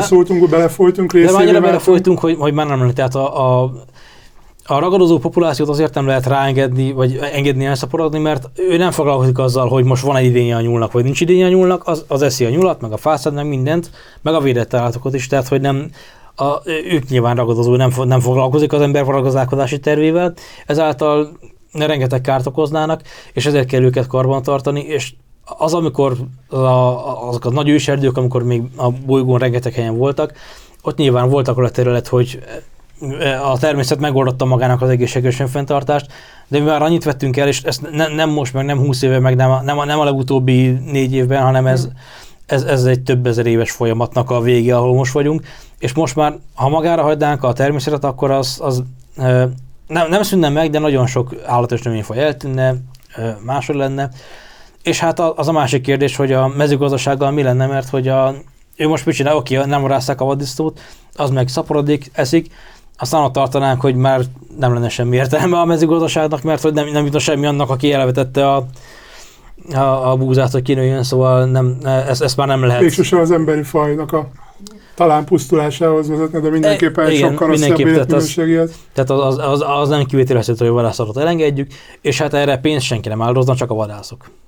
Úgyhogy ezért a sportvadászok léte az eszenciális ahhoz, hogy fennmaradjon a vadgazdálkodás, és a bolygó jelenlegi egyensúlya megmaradjon. Nagyon fontos tudni. Mai nap legfontosabb gondolata, pedig nagyon sok jó dologról beszéltünk, meg sok fontos dologról beszéltünk.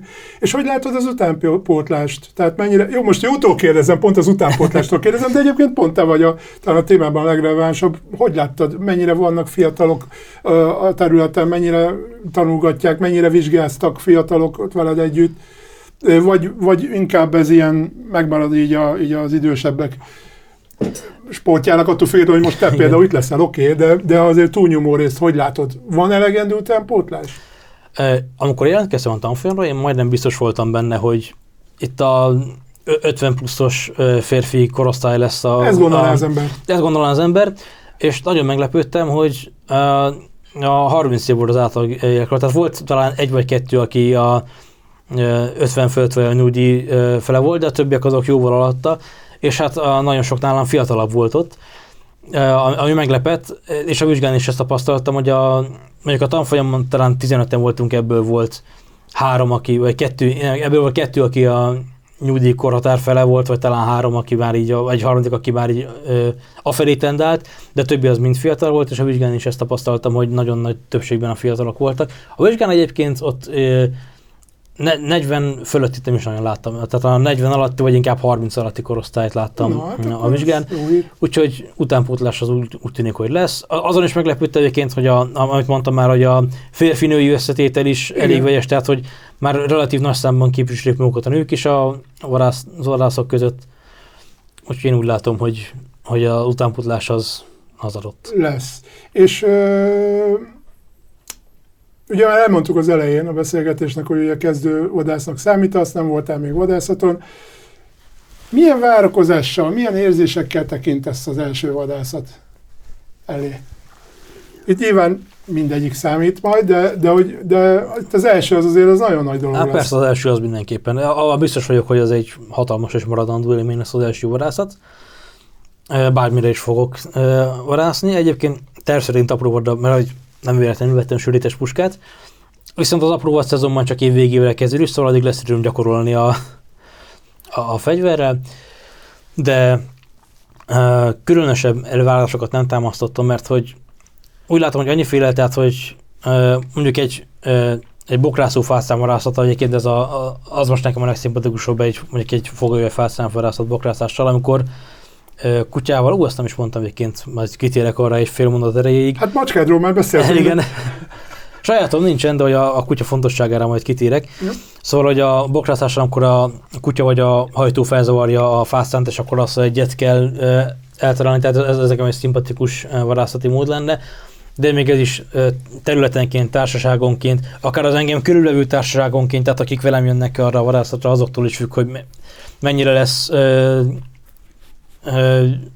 milyen lesz igazából, tehát hogy a hangulata, milyen élményeim lesznek, szóval ezt előre nem lehet kiszámítani, és nem is támasztok elvárásokat emiatt, mert hogy akkor nem tudom. Lepjenek meg. Igen, de lepjenek meg, nyitott vagyok mindenre, aztán majd kialakul, hogy ebből mit fogok érezni. De azért az látszik, hogy izgalommal vár. De igen, tehát az nagyon izgalott vagyok, hogy milyen lesz, meg hogy mikor jutok végre odáig, hogy elmessek, meg a saját szabályaim szerint is, hogy bár papíron megvan, hogy mensek, csak én a jelen előtudásommal még nem emelném vadra a puskámat, de ezt már mondtam, ez először mindenképpen elegendő lőgyakorlat, illetve a kutyát, azt a vadász fontos eszközei közt nem említettem, hogy mind apró vad, mind nagy vadászaton a kutya az egy nagyon fontos segítője a vadásznak.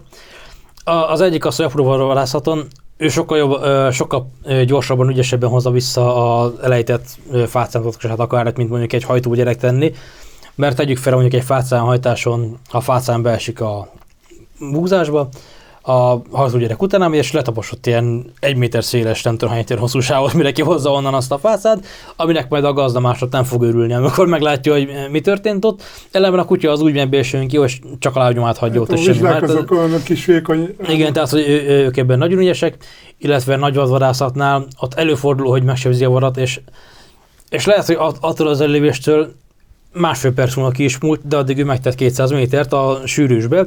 Na, ott hogy találja meg az ember? Hát, ha nincs kutyája, akkor nagyon nehezen. Úgyhogy ott is nagyon, nagyon kapó a kutya, aki a vadnak a csapájából, a lábnyomából tud annyi szagmitát venni, hogy megtalálja, hogy és aztán az emberek azt meg viszont már ismerik a másik, még rajzfilmekből is, hogy állja a vadat, ugye? Igen, állja a vadat. Ez mutatja az irányt, hogy merre van a vad. Igen, hát meg rengetegféle kutya fajta van, rengetegféle munkára.